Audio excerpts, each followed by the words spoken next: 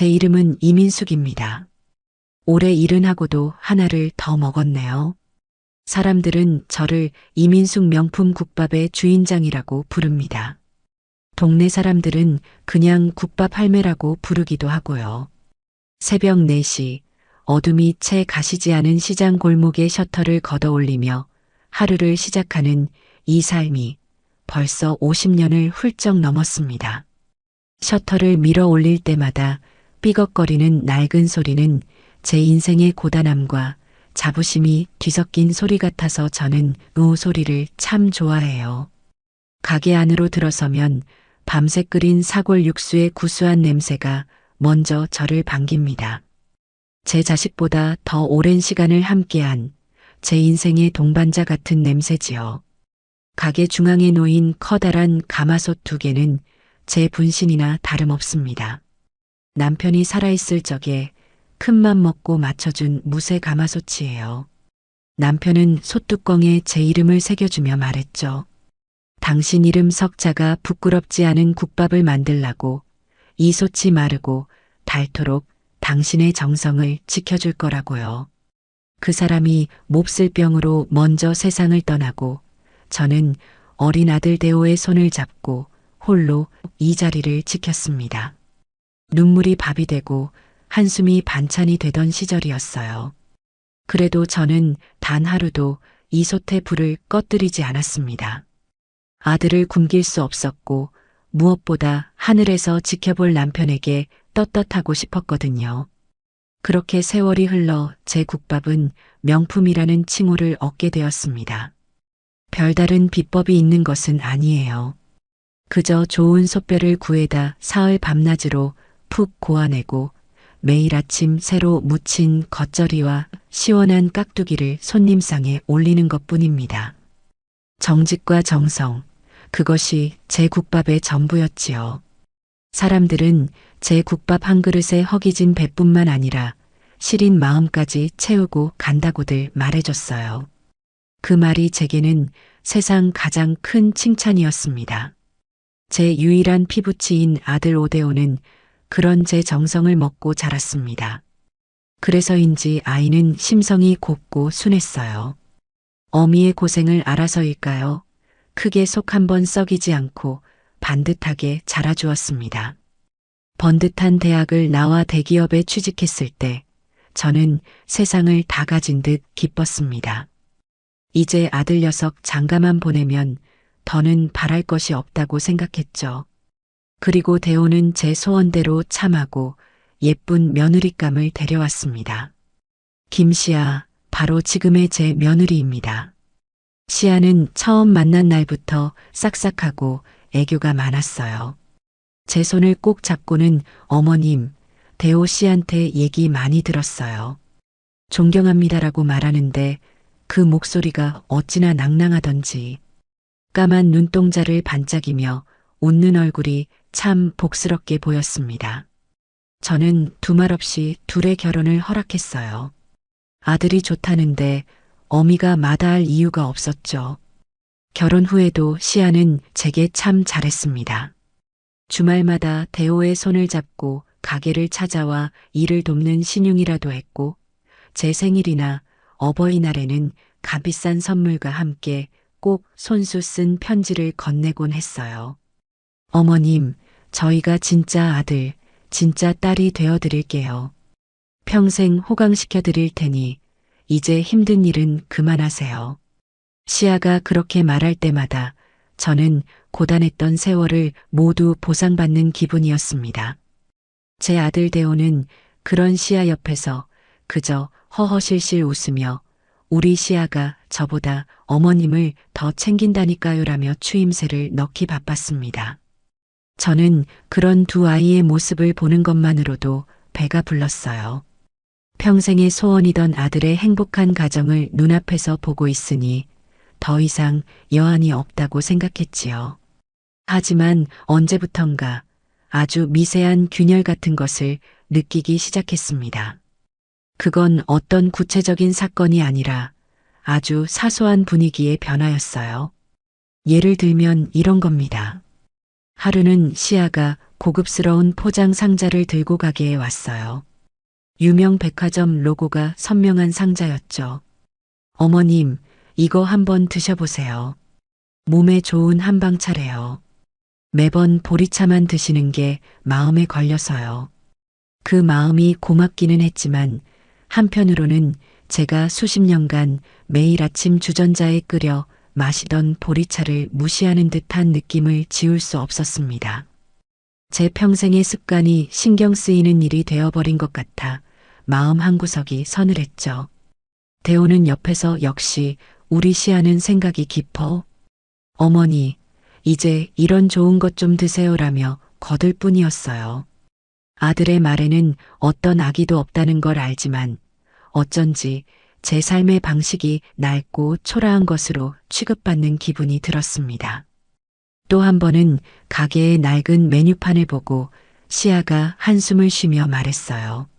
어머님, 이 메뉴판은 언제적 거예요? 요즘 스타일이랑 너무 안 맞아요. 제가 세련된 걸로 디자인해서 바꿔드릴까요?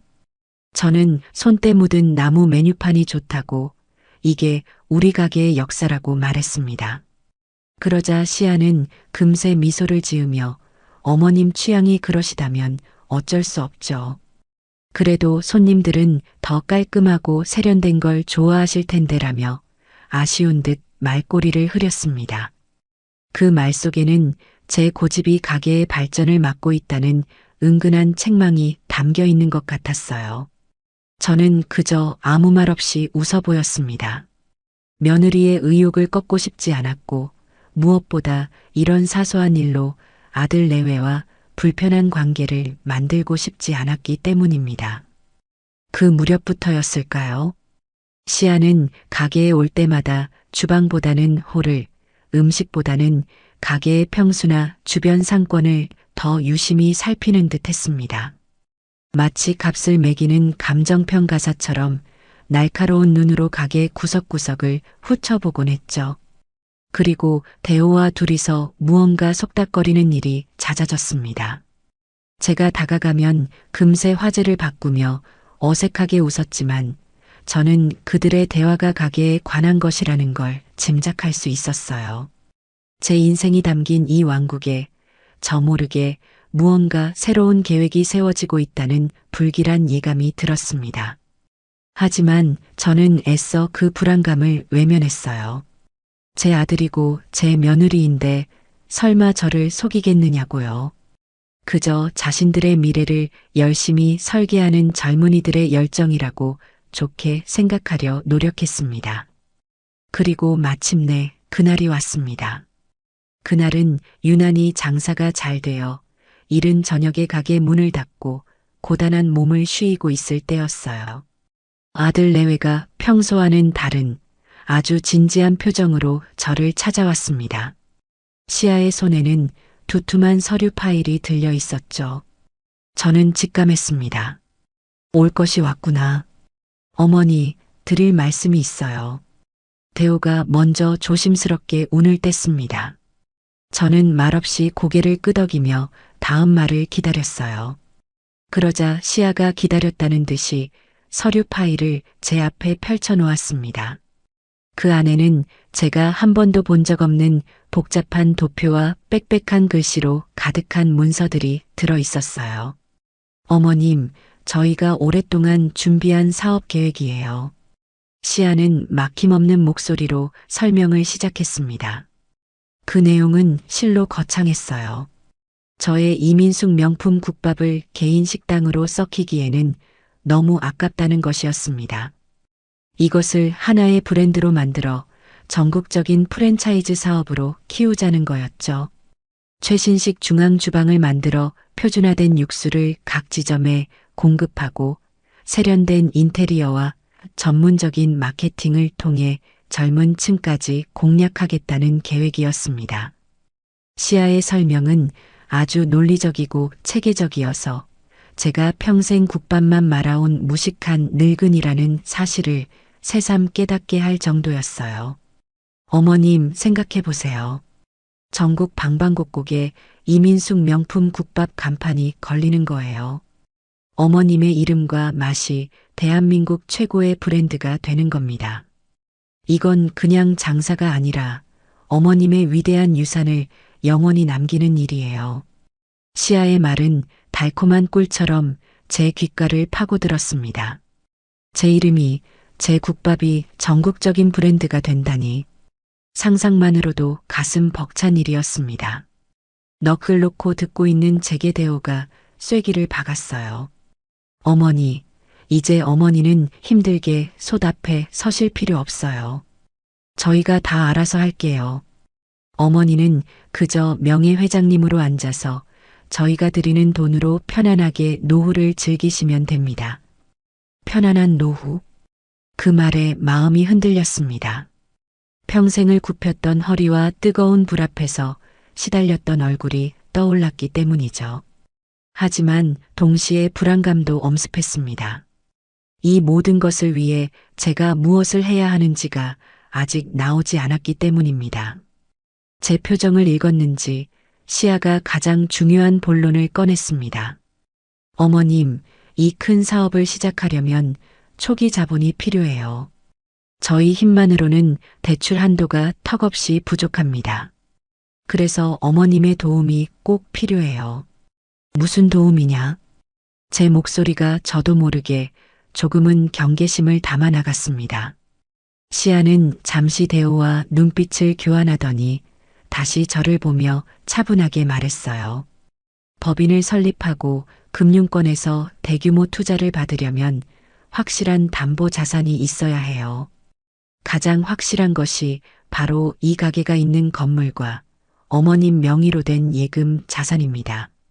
심장이 쿵 하고 내려앉는 것 같았습니다. 그래서 나보고 어쩌라는 거냐? 아주 잠시만요, 어머님.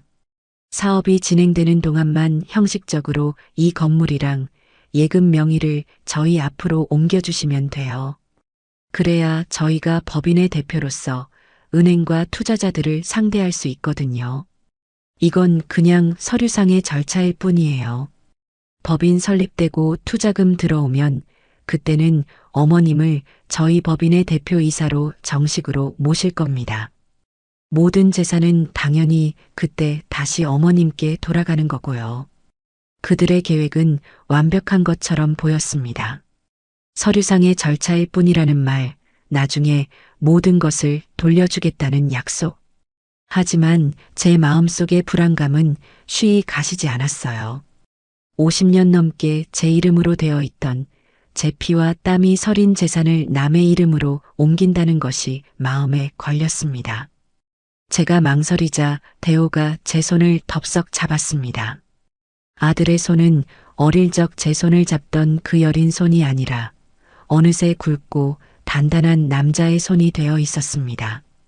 어머니, 저 못 믿으세요? 이 오대호가 어머니 아들이잖아요. 제가 어머니께 사기라도 치겠어요? 이 모든 게 다 어머니 아들인 제가 더 크게 성공해서 어머니를 더 잘 모시고 싶어서 이러는 거예요. 제발 저희 한번 믿고 밀어주세요. 네. 아들의 눈은 간절함으로 가득 차 있었습니다.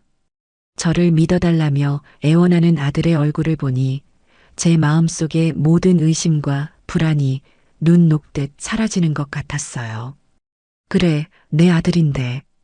내 배 아파 낳은 자식이 어미 등 뒤에 칼을 꽂을 리가 없지. 내가 너무 늙어서 세상 물정 모르는 늙은이라 괜한 의심을 하는 것이라고 스스로를 다그쳤습니다.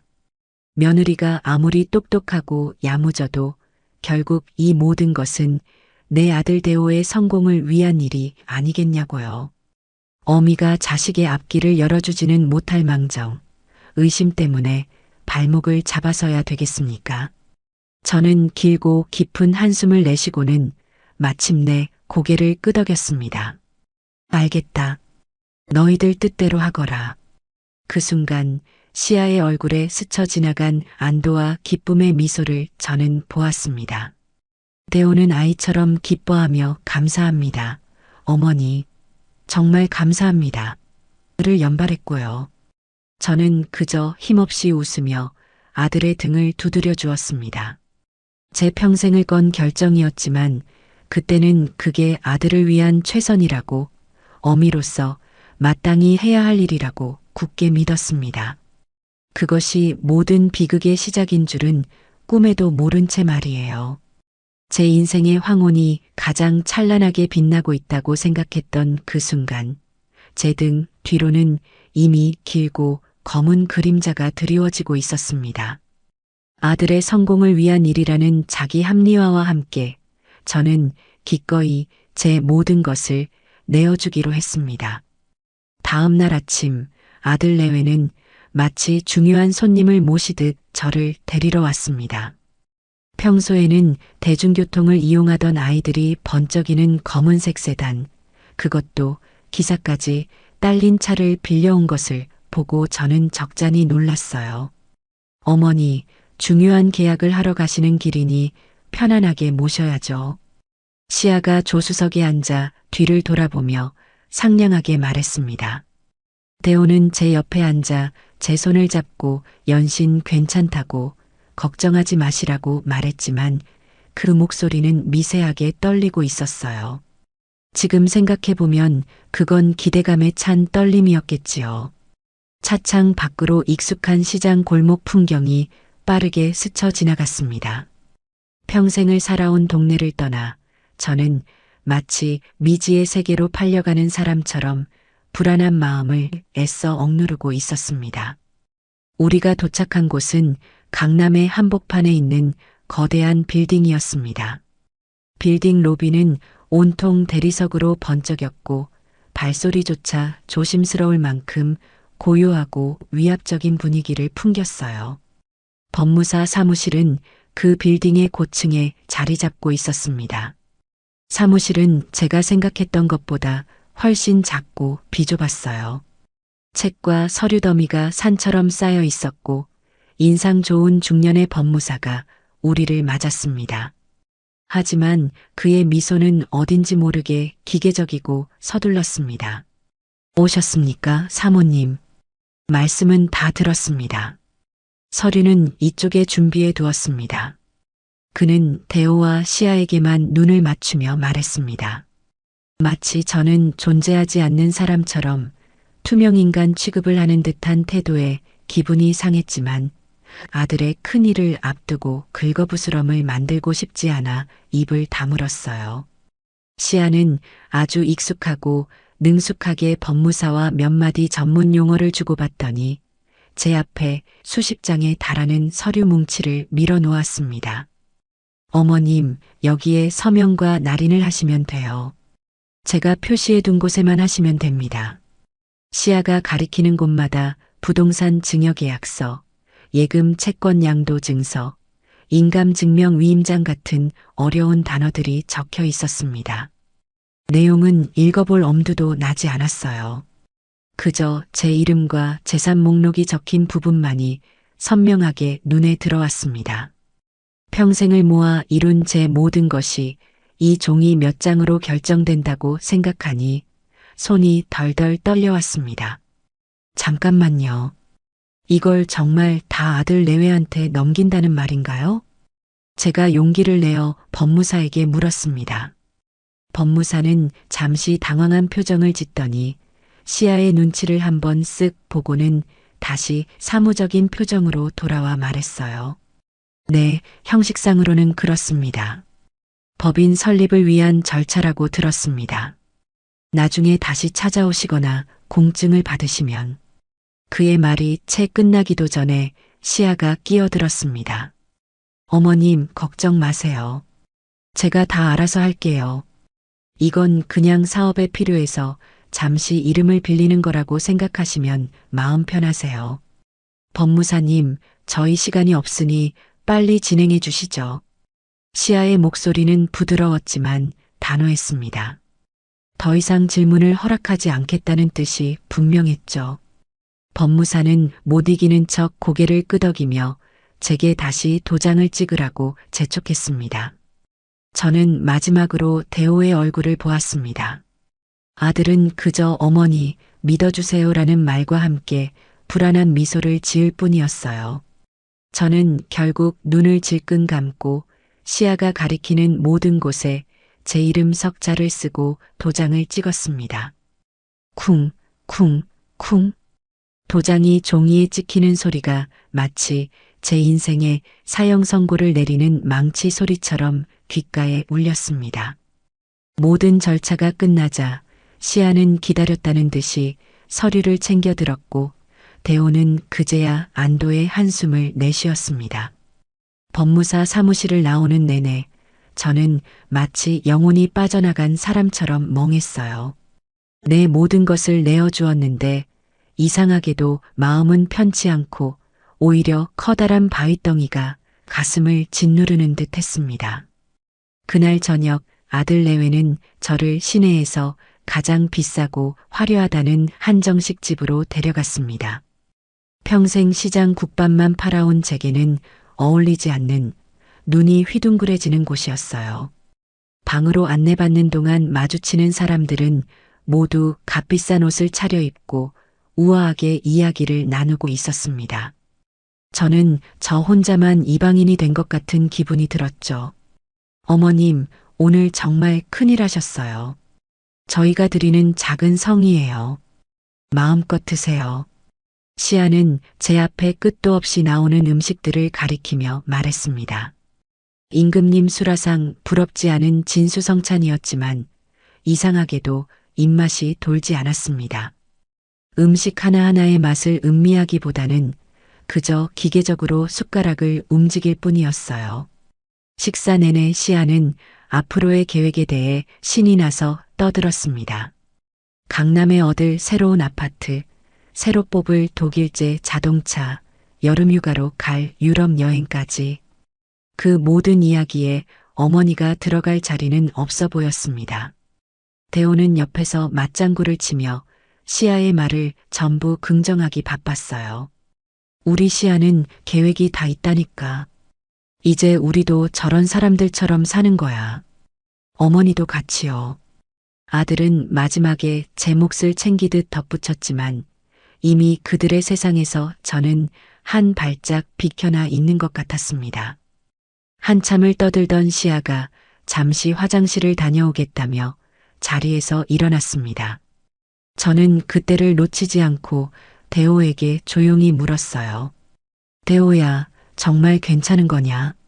나는 아무래도 마음이 놓이지 않는다. 그러자 대호가 제 손을 잡으며 말했습니다. 어머니, 뭘 그런 걱정을 하세요? 시아가 얼마나 똑똑한데요? 요즘 사업은 다 그렇게 하는 거래요. 저도 처음엔 잘 몰랐는데 시아한테 설명을 들으니 알겠더라고요. 어머니 재산을 합쳐서 우리 몸집을 불려야 더 큰 투자를 받을 수 있다고요. 이건 우리 가족 모두를 위한 일이에요. 아들은 이미 시아의 논리에 완벽하게 설득당해 있었습니다. 제 아들이지만 때로는 너무 순진하고 사람을 잘 믿는 구석이 있어서 늘 걱정이었는데 그 순진함이 지금은 독이 되어 제 목을 조여오는 기분이었습니다. 그때 화장실에 갔던 시아가 돌아오다 말고 복도에서 누군가와 통화하는 모습이 문틈으로 보였습니다. 그녀는 제가 알던 상냥한 며느리가 아니었어요. 차갑고 날카로운 목소리로 무언가를 지시하고 있었습니다. 네, 전부 끝났어요. 도장 다 받았으니까 내일 오전에 바로 처리하세요. 시간 끌 거 없어요. 네, 그쪽 일도 차질 없이 진행하시고요. 전화를 끊고 방으로 들어오는 시아의 얼굴은 다시 상냥한 미소로 바뀌어 있었습니다. 하지만 저는 보았어요. 아주 찰나의 순간이었지만 그녀의 눈빛에 서려 있던 차가운 계산과 냉정한 욕망을요. 심장이 다시 한번 철렁 내려앉았습니다. 저 전화의 상대는 누구일까? 그쪽 일이라는 것은 또 무엇일까? 온갖 불길한 상상이 머릿속을 헤집었지만 저는 차마 입 밖으로 꺼내 물을 수 없었습니다. 이미 엎질러진 물이었고 저는 아들을 믿어야만 했으니까요. 그렇게 불편한 식사가 끝나고 며칠이 지났습니다. 저는 여느 때처럼 가게 문을 열고 국밥을 팔았지만 마음은 콩밭에 가 있었어요. 아들 내외는 사업 준비로 바쁘다며 코빼기도 비치지 않았습니다. 불안한 마음에 전화를 걸면 회의 중이라거나 미팅 중이라는 짧은 대답만 돌아올 뿐이었죠. 그러던 어느 날 저녁 아들 내외가 모처럼 가게로 저를 찾아왔습니다. 그들의 손에는 예쁜 봉투가 하나 들려 있었어요. 어머님, 짜잔. 저희가 드리는 선물이에요. 시아가 애교 섞인 목소리로 봉투를 건넸습니다. 봉투 안에는 제주도로 가는 비행기표 2장과 최고급 호텔의 숙박권이 들어 있었습니다. 일주일짜리 여행권이었어요. 이게 다 뭐냐? 어머님, 평생 저희 때문에 고생만 하셨잖아요. 이제 저희가 효도할게요. 아무 생각 마시고 제주도에서 푹 쉬다 오세요. 저희가 알아서 잘 모실게요. 대호가 옆에서 거들었습니다. 평생 여행 한번 제대로 가보지 못한 저를 위한 선물이라니 고맙고 기특한 마음이 들면서도 어딘가 석연치 않았습니다. 제가 일주일이나 자리를 비우면 가게는 어떡하냐고 묻자 시아가 기다렸다는 듯이 대답했습니다. 마침 잘 됐어요, 어머님. 저희가 프랜차이즈 사업을 시작하려면 본점부터 새롭게 리모델링을 해야 하거든요. 어머님 계시면 저희가 공사하기 불편하니까 여행 다녀오시는 동안 저희가 싹 다 고쳐놓을게요. 아주 멋지고 세련된 가게로요. 그럴듯한 이유였습니다. 하지만 저는 왠지 그들의 등살에 떠밀려 쫓겨나는 듯한 기분을 지울 수가 없었어요. 제 인생이 담긴 이 가게를 제 손으로 리모델링하는 것도 아니고 아들 내외가 마음대로 고쳐놓겠다는 말이 썩 유쾌하게 들리지 않았습니다. 나는 괜찮다. 여행은 나중에 가도 되니 가게는 내가 알아서 하마. 제가 거절의 뜻을 비치자 대호의 표정이 금세 울상이 되었습니다. 어머니, 왜 그러세요? 저희 성의를 무시하시는 거예요? 저희가 어머니 편하게 해드리려고 얼마나 애썼는데. 그냥 저희가 하자는 대로 한 번만 해주시면 안 돼요? 아들의 서운하다는 말에 저는 또다시 마음이 약해졌습니다. 그래, 자식들이 어미를 위해 준비한 효도 여행이라는데 늙은이의 고집 때문에 아이들 마음에 상처를 주어서는 안 되지. 저는 결국 그들의 성화에 못 이겨 고개를 끄덕이고 말았습니다. 알겠다. 그럼 다녀오마. 제 승낙의 아들 내외는 다시 환하게 웃었습니다. 그들은 이미 제 짐가방까지 싸두었다며 당장 내일 아침에 떠나는 비행기라고 했습니다. 모든 것이 너무나 신속하고 일사천리로 진행되었어요. 제가 생각하고 고민할 틈을 주지 않으려는 듯이 말입니다. 그날 밤 저는 잠을 이룰 수 없었습니다. 제 모든 것을 걸고 도장을 찍던 순간과 며느리의 차가운 통화 내용, 그리고 저를 어딘가로 보내버리려는 듯한 아들 내외의 모습이 번갈아 떠오르며 저를 괴롭혔습니다. 하지만 저는 그 모든 불안감을 늙은이의 노파심으로 치부해버렸어요. 내일이면 저는 난생 처음 비행기를 타고 제주도로 떠납니다. 아들 내외가 차려줄 새로운 가게와 편안한 노후를 상상하며 저는 억지로 눈을 감았습니다. 그것이 제 집에서, 제 가게에서 보내는 마지막 밤이 될 줄은 꿈에도 모른 채 말입니다. 제주도의 풍경은 눈이 시리도록 아름다웠습니다.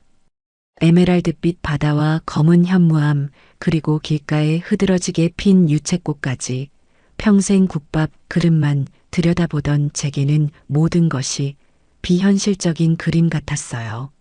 아들 내외가 예약해준 호텔은 바다가 한눈에 내려다 보이는 최고급 스위트룸이었습니다. 방에 들어서자마자 커다란 창밖으로 펼쳐진 풍경에 잠시 넋을 잃었죠. 평생 이런 호사를 누려볼 거라고는 상상도 못했습니다. 하지만 그 감탄은 오래가지 않았어요. 혼자 덩그러니 남겨진 넓은 방은 오히려 저를 더 외롭게 만들었습니다.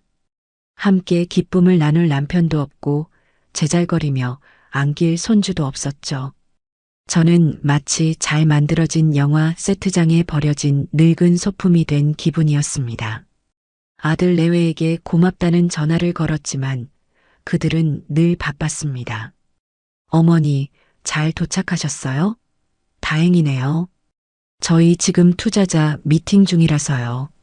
나중에 통화해요.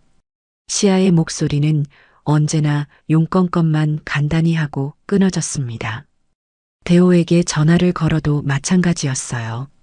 어머니, 재밌게 노세요. 저희 지금 공사 현장이라 정신이 없어요. 아들의 목소리는 들떠 있었지만 저를 향한 진정한 관심은 느껴지지 않았습니다. 그들에게 저는 이미 처리해야 할 일을 끝낸 과거의 존재가 되어버린 것 같았어요. 여행 내내 저는 불안감에 시달렸습니다. 호텔에서 제공하는 맛있는 음식도 모래를 씹는 듯했고 아름다운 풍경을 봐도 가슴이 답답하기만 했어요. 매일 밤 잠자리에 누우면 서울에 있는 제 가게와 집이 꿈에 나타났습니다. 꿈속에서 저는 텅 빈 가게를 헤매고 굳게 잠긴 집 문을 미친 듯이 두드렸어요. 그러다 식은땀을 흘리며 깨어나기를 반복했습니다. 일주일이라는 시간은 제게 휴식이 아니라 지옥 같은 형벌의 시간이었습니다. 드디어 약속한 일주일이 지나고 저는 도망치듯 제주도를 떠나 김포공항으로 향했습니다. 서울의 칙칙한 공기가 오히려 저를 안심시켰어요. 빨리 집으로 돌아가고 싶다는 생각뿐이었습니다. 공항에서 택시를 잡아 타고 익숙한 동네 주소를 불렀습니다. 택시가 시장 골목으로 접어들자 제 심장은 기대감으로 두근거렸어요. 리모델링했다는 가게는 과연 어떤 모습일까? 아들 내외가 저를 보며 얼마나 자랑스러워할까? 하지만 택시가 집 앞에 멈춰 섰을 때 저는 제 눈을 의심했습니다. 가게는 간판이 떼어진 채 텅 비어 있었고 유리창에는 임대문이라고 적힌 큼지막한 종이가 나붙어 있었습니다.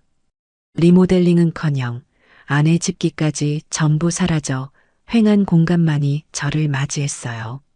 심장이 쿵하고 바닥으로 떨어지는 소리가 들리는 듯 했습니다. 아니야, 아닐 거야. 뭔가 잘못된 걸 거야. 저는 부정하며 비틀거리는 걸음으로 집으로 향했습니다. 가게와 붙어 있는 제 평생의 보금자리인 집으로요. 하지만 그곳에서 저를 기다리고 있는 것은 더욱 절망적인 풍경이었습니다. 제가 가꾼 작은 화단은 전부 파헤쳐져 있었고 대문은 제가 알던 낡은 철문이 아니라 번쩍이는 신식 디지털 도어록으로 바뀌어 있었습니다. 저는 떨리는 손으로 주머니에서 열쇠를 찾았지만 소용없는 짓이었죠. 멍하니 서 있는 제게 안에서 낯선 여자의 목소리가 들려왔습니다. 누구세요? 문이 열리고 30대로 보이는 젊은 여자가 경계심 가득한 눈으로 저를 쳐다봤습니다. 여기는 내 집인데 당신은 누구시오? 제 말에 여자는 황당하다는 표정을 지었습니다. 할머니, 무슨 말씀이세요? 이 집은 저희가 2달 전에 계약하고 얼마 전에 이사 온 저희 집인데요. 거짓말. 이 집은 내 아들 오데오가 아니라 내 이름 이민숙으로 된 내 집이란 말이오. 저는 거의 울부짖듯 소리쳤습니다. 제 절박한 모습에 놀란 여자는 잠시 저를 살피더니 안에서 남편을 불렀습니다. 곧이어 나온 남자는 등기부등본이라며 서류 한 장을 들고 나왔어요. 서류에는 버젓이 다른 사람의 이름이 적혀 있었습니다. 소유권 이전이 된 날짜는 제가 제주도로 떠나기 바로 전날이었습니다. 제가 법무사 사무실에서 도장을 찍었던 바로 그날, 머릿속이 하얘졌습니다. 다리가 풀려 그 자리에 주저앉을 뻔한 것을 간신히 버텼어요. 그럴 리가 없어. 내 아들이 나한테 이럴 리가 없어. 저는 미친 사람처럼 중얼거리며 휴대폰을 꺼내 대호에게 전화를 걸었습니다. 신호는 갔지만 받지 않았어요. 수십 번을 걸어도 마찬가지였습니다. 이번에는 시아에게 걸었습니다. 그러자 없는 번호라는 차가운 기계음만 흘러나왔습니다. 온몸의 피가 차갑게 식는 기분이었습니다. 마지막 희망을 걸고 대호에게 문자를 보냈습니다. 대호야, 이게 어떻게 된 일이니? 당장 전화 바꿔라. 엄마야. 몇 분이 지났을까? 포기하고 있을 때쯤 전화벨이 울렸습니다. 대호였습니다. 저는 구세주라도 만난 것처럼 다급하게 전화를 받았어요. 대호야, 아가, 이게 어떻게 된 거냐? 집이랑 가게가 다 팔렸다는데 이게 무슨 소리야? 하지만 수화기 너머에서 들려온 아들의 목소리는 제가 알던 아들의 목소리가 아니었습니다. 싸늘하고 무심하고 감정이라곤 한 톨도 느껴지지 않는 목소리였어요. 어머니, 시끄러우니까 조용히 좀 하세요. 뭐라고? 이제 와서 소리 지르면 뭐가 달라져요? 다 어머니 좋으라고 한 일이에요. 그 낡아빠진 가게랑 집에서 평생 고생만 하셨잖아요. 저희가 그거 팔아서 사업 자금으로 잘 썼으니까 그걸로 된 거 아니에요? 아들의 말은 비수처럼 제 심장에 날아와 박혔습니다.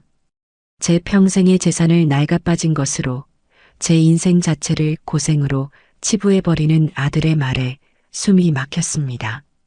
너 지금 제정신이냐? 어떻게 어미한테 이럴 수가 있어? 당장 와서 설명하지 못해. 설명할 거 없어요. 이제 저희도 저희 인생 살아야죠. 어머니도 이제 저희한테 기대지 말고 알아서 사세요. 저희 바쁘니까 이만 끊을게요. 그리고 다신 연락하지 마세요. 아들의 말이 끝나기 무섭게 전화기 너머로 시아의 날카로운 목소리가 들렸습니다. 쓸데없는 소리 말고 그냥 끊어. 그리고 전화는 야멸차게 끊어졌습니다. 뚜뚜뚜 단절된 신호음은 제 인생에 내려진 사형 선고처럼 들렸습니다. 휴대폰을 든 손이 힘없이 아래로 떨어졌습니다. 저는 그 자리에 망부석처럼 서서 제가 쫓겨난 제 집을 멍하니 바라보았습니다. 수십 년의 세월이 담긴 벽돌 하나하나, 제가 쓸고 닦았던 창문, 아들이 어릴 적 키를 쟀던 문기둥까지 제 모든 것이 담긴 공간이 이제는 타인의 것이 되었습니다. 새로운 집주인 부부는 어쩔 줄 몰라 하며 저를 바라보다가 결국 10,000원짜리 몇 장을 제 손에 쥐어주며 가보라고 했습니다. 적선이었습니다. 제 집 앞에서 저는 평생 처음으로 구걸을 당한 셈이었죠. 저는 그 돈을 땅바닥에 내팽개칠 힘도 없었습니다. 비틀거리며 골목길을 걸어 나왔습니다. 어디로 가야 할지, 무엇을 해야 할지 아무것도 알 수 없었어요. 시장 입구에 다다랐을 때 저는 길바닥에 그대로 주저앉았습니다. 오가는 사람들이 힐끔힐끔 쳐다봤지만 신경 쓸 겨를도 없었어요. 눈물이 쏟아졌습니다. 하지만 그냥 눈물이 아니었어요. 가슴 속에서부터 무언가 뜨거운 것이 울컥하고 치밀어 오르는 느낌이었습니다. 억울함, 분노, 배신감, 그리고 내 아들에 대한 원망과 증오. 그 모든 감정이 뒤엉켜 제 속을 헤집었습니다. 내 아들아. 저는 땅바닥을 치며 통곡했습니다. 아들의 첫돌에 손수 돌상을 차려주던 기억, 초등학교 입학식 날 노란 모자를 씌워주던 기억, 대학 합격 통지서를 들고 와 제 품에 안기던 기억. 제 인생의 모든 행복한 순간에는 아들이 있었습니다. 그 아들이 제 목숨보다 더 사랑했던 아들이 제 등에 칼을 꽂았습니다. 제 심장을 꺼내 갈기갈기 찢어 놓았습니다. 눈에서는 더 이상 눈물이 흐르지 않았습니다. 대신 피가 흐르는 것 같았어요. 이것이 사람들이 말하는 피눈물인가 싶었습니다. 제 사랑과 헌신이 낳은 것은 효자가 아니라 제 모든 것을 집어삼킨 괴물이었습니다. 그리고 그 괴물 뒤에는 탐욕스러운 미소를 짓고 있는 며느리 김시아가 있었습니다. 저는 울음을 그쳤습니다. 눈물을 흘리기에는 제 자신이 너무나 가여웠고 아들 내외가 너무나 증오스러웠습니다. 땅을 짚고 일어선 제 눈에는 더 이상 슬픔이 남아있지 않았어요. 대신 차갑고 어두운 불꽃이 타오르기 시작했습니다. 복수. 오직 그 단어만이 제 머릿속을 가득 채웠습니다. 이대로 죽을 수는 없다. 이대로 무너질 수는 없다. 내 아들과 며느리에게 내가 겪은 고통을, 아니, 그 이상의 고통을 되돌려주기 전까지는 절대로. 저는 텅 빈 주머니를 뒤져 새로운 집주인이 쥐어준 그 구겨진 10,000원짜리 몇 장을 꺼내 꽉 쥐었습니다. 이것이 내 복수의 시작 자금이다. 그렇게 다짐하며 저는 정처 없이 어두운 밤거리 속으로 발걸음을 옮겼습니다. 정처 없이 걷던 제 발걸음이 멈춘 곳은 도시의 가장 후미지고 낡은 동네의 쪽방촌이었습니다. 가진 돈이라고는 아파트 현관 앞에서 적선받은 몇만 원과 여행 가방 속 남은 잔돈이 전부였으니 제가 머물 수 있는 곳은 이런 곳뿐이었죠. 퀴퀴한 곰팡이 냄새와 음식물 쓰레기 냄새가 뒤섞인 좁은 골목. 그곳에 희망고시원이라는 낡은 간판이 보였습니다. 희망이라는 이름이 참으로 역설적이더군요. 보증금 없이 한 달에 15만 원. 창문도 없는 사람이 겨우 돌아누울 수 있는 작은 방이 제게 허락된 새로운 공간이었습니다. 방 안에는 얇은 이불 한 채와 낡은 플라스틱 서랍장이 전부였어요. 문을 닫자 세상과 완벽하게 단절된 기분이었습니다. 저는 그 좁고 어두운 방에 웅크리고 앉아 며칠을 보냈습니다. 아무것도 먹지 않았고 아무것도 마시지 않았어요.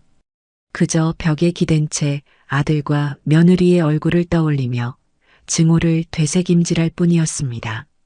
하지만 굶어 죽을 수는 없었습니다. 죽더라도 이대로는 안 됐어요.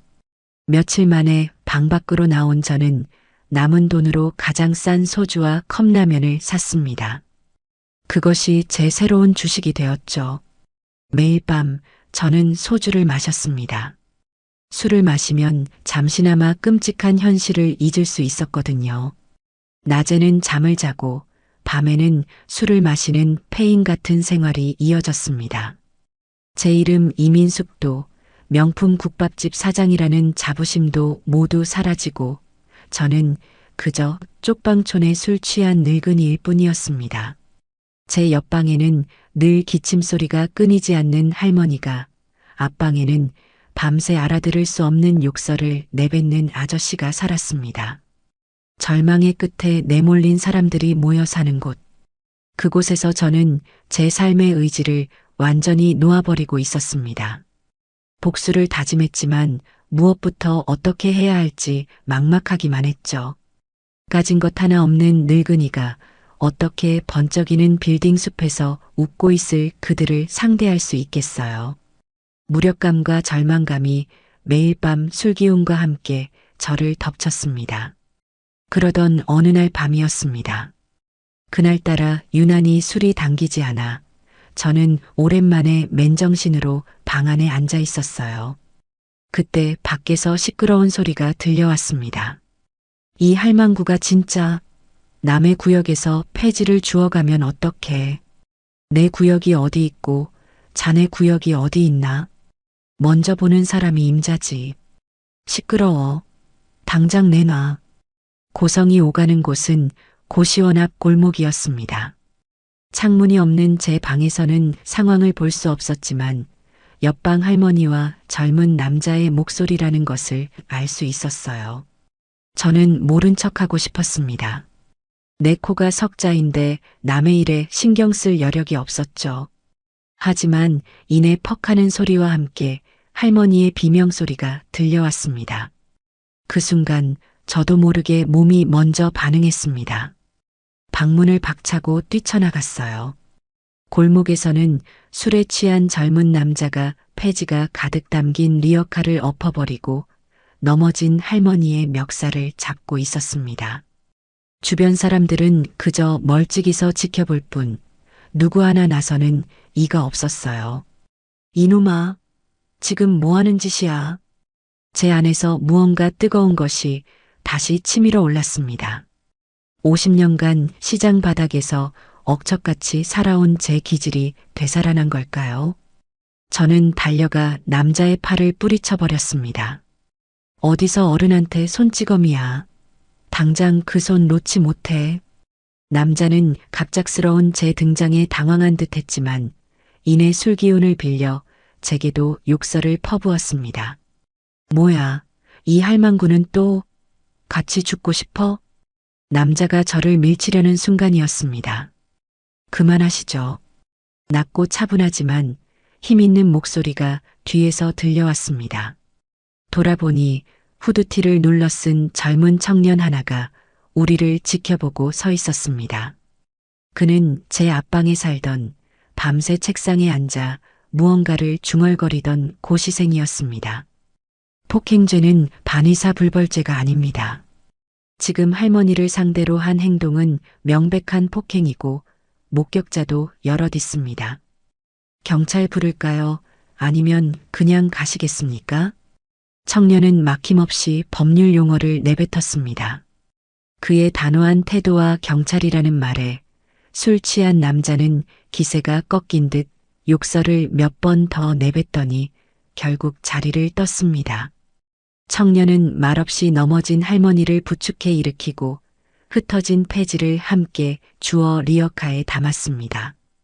저도 덩달아 폐지를 주었어요.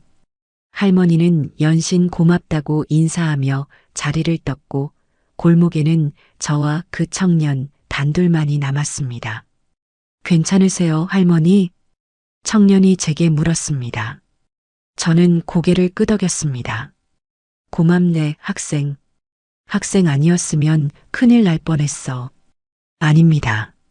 할머니께서 더 용감하셨는데요. 청년은 희미하게 웃으며 말했습니다. 그리고는 편의점에 들어가 따뜻한 캔커피 2개를 사와서 하나를 제게 건넸습니다. 난생 처음 보는 젊은이의 친절에 얼어붙었던 마음이 조금은 녹는 듯 했습니다. 우리는 나란히 골목길 담벼락에 기대 앉아 캔커피를 마셨습니다. 저는 박준서라고 합니다. 사법고시 준비하고 있어요. 몇 년째요. 청년은 자조적인 웃음과 함께 자신을 소개했습니다. 나는 이민숙이네. 제 이름을 입 밖으로 내뱉은 것이 얼마 만인지 모르겠습니다. 무슨 사연이 있는 분 같아 보였는데 오늘 보니 보통 분은 아니시네요. 준서 군의 말에 저는 그만 참았던 울음을 터뜨리고 말았습니다. 낯선 젊은이 앞에서 체면도 차리지 못하고 저는 제 기구한 사연을 전부 털어놓기 시작했습니다. 평생을 바친 국밥집 이야기, 금지옥엽 키운 아들 이야기, 여우 같은 며느리 이야기, 그리고 하루아침에 모든 것을 빼앗기고 길거리로 나앉게 된 이야기까지. 제 이야기는 두서가 없었지만 준서 군은 단 한 번도 말을 끊지 않고 끝까지 묵묵히 들어주었습니다. 제 이야기가 끝났을 때 그는 아무 말이 없었습니다. 그저 주먹을 꽉 쥔 채 분노로 부르르 떨고 있었어요. 세상에 어떻게 자식이라는 것들이. 그의 눈에는 저를 향한 동정이 아니라 제 아들 내외를 향한 서늘한 분노가 담겨 있었습니다. 그 눈빛을 보는 순간 저는 이 사람이 제 편이 되어줄 수 있을지도 모른다는 작은 희망을 보았습니다. 할머니, 혹시 법무사 사무실에서 서류에 도장 찍으실 때 그 서류 사본이라도 받아두신 거 있으세요? 아니면 그 법무사 이름이라도 기억하세요? 준서 군이 물었습니다. 그의 질문은 아주 구체적이고 핵심을 꿰뚫고 있었어요. 아니, 아무것도 없네. 경황이 없어서 법무사 이름도 기억나지 않아. 제 대답에 준서 군은 잠시 생각에 잠기더니 이내 결심한 듯한 표정으로 말했습니다. 할머니, 이대로 당하고만 계실 건가요? 당하고만 있을 수는 없지. 하지만 내가 뭘 할 수 있겠나. 돈도 없고 힘도 없는 늙은이일 뿐인데. 아니요, 할머니께는 무기가 있습니다. 아주 강력한 무기가요. 무기라니? 할머니의 사연, 그리고 할머니의 국밥 맛. 그 두 가지가 우리의 무기가 될 겁니다. 준서 군의 눈이 반짝였습니다. 절망의 구렁텅이에서 허우적대던 제게 그는 처음으로 동아줄을 내려준 사람이었습니다. 그는 아직 고시생 신분이라 변호사 활동을 할 수는 없지만 법률 지식을 총동원해서 저를 돕겠다고 했습니다. 자신도 억울한 일을 당해본 경험이 있어서 할머니의 사연을 그냥 지나칠 수 없다고요. 이건 긴 싸움이 될 겁니다. 계란으로 바위치기가 될 수도 있고요. 그래도 한번 해보시겠어요? 준서 군이 제게 손을 내밀었습니다. 저는 그의 손을 물끄러미 바라보았습니다. 주저할 이유가 없었어요. 더 이상 잃을 것도 없었으니까요. 저는 제 손을 잡아주는 그의 손을 힘껏 맞잡았습니다. 차갑고 거칠었지만 세상에서 가장 따뜻하고 든든한 손이었습니다. 해보겠네. 내 모든 것을 걸고 한번 해보겠어. 그날 밤 저는 술 대신 준서 군이 사준 캔커피를 마셨습니다. 쓴 커피 맛이 오히려 정신을 번쩍 들게 했습니다. 제 안에서 꺼져가던 복수의 불씨가 박준서라는 젊은 청년의 도움으로 다시 활활 타오르기 시작했습니다. 잿더미 속에서 저는 드디어 제 칼이 되어줄 사람을 만난 것입니다. 비정한 복수국의 진짜 서막은 바로 그쪽 방촌의 어두운 골목에서 시작되고 있었습니다. 박준서라는 젊은 청년과의 만남은 꺼져가던 제 삶에 다시 불을 지폈습니다. 그는 법률 서적을 뒤적이며 밤을 새웠고 저는 그의 지시에 따라 지난 일들을 하나하나 복기하며 기억의 조각을 맞추기 시작했어요. 우리가 가장 먼저 해야 할 일은 제가 도장을 찍었던 그 법무사를 찾아내는 것이었습니다. 이름도 정확한 위치도 기억나지 않았지만 제게는 뚜렷한 기억이 하나 있었죠. 강남에 번쩍이던 빌딩, 그리고 그곳에서 느껴졌던 위압감. 며칠 뒤 저와 준서 군은 버스를 타고 강남으로 향했습니다. 쪽방촌을 벗어나 화려한 강남 거리에 서니 제 초라한 행색이 더욱 도드라지는 것 같아 저도 모르게 어깨가 움츠러들었습니다. 준서 군은 그런 제 마음을 알았는지 제 어깨를 가볍게 두드리며 말했어요. 할머니, 기죽지 마세요. 오늘은 구경 온 사람처럼 당당하게 행동하셔야 합니다. 저들은 할머니를 기억 못할 테니까요. 그의 말에 용기를 얻어 저는 허리를 꼿꼿이 폈습니다. 우리는 제가 기억하는 그 빌딩을 찾아냈습니다. 로비로 들어서자 그날의 불안감이 되살아나는 듯 했지만 이번에는 혼자가 아니었습니다. 든든한 내 편이 옆에 있다는 사실만으로도 큰 위안이 되었죠. 빌딩의 층별 안내도를 훑어보니 법무사 사무실만 해도 10군데가 넘었습니다. 우리는 한층 한층 올라가며 사무실의 간판을 확인하기 시작했습니다. 여기도 아니네. 이곳도 아닌 것 같습니다. 7번째 사무실에 도착했을 때였습니다. 최엠박 법무사 합동사무소. 낯익은 이름은 아니었지만 사무실의 비좁은 구조와 문틈으로 보이는 어수선한 풍경이 제 기억 속 그곳과 일치했습니다. 심장이 세차게 뛰기 시작했어요. 준서 군과 저는 눈빛을 교환한 뒤 안으로 들어섰습니다. 그곳에는 그날의 그 법무사가 있었습니다. 그는 컴퓨터 화면에 콜을 받고 있다가 우리를 보고는 무심하게 물었습니다.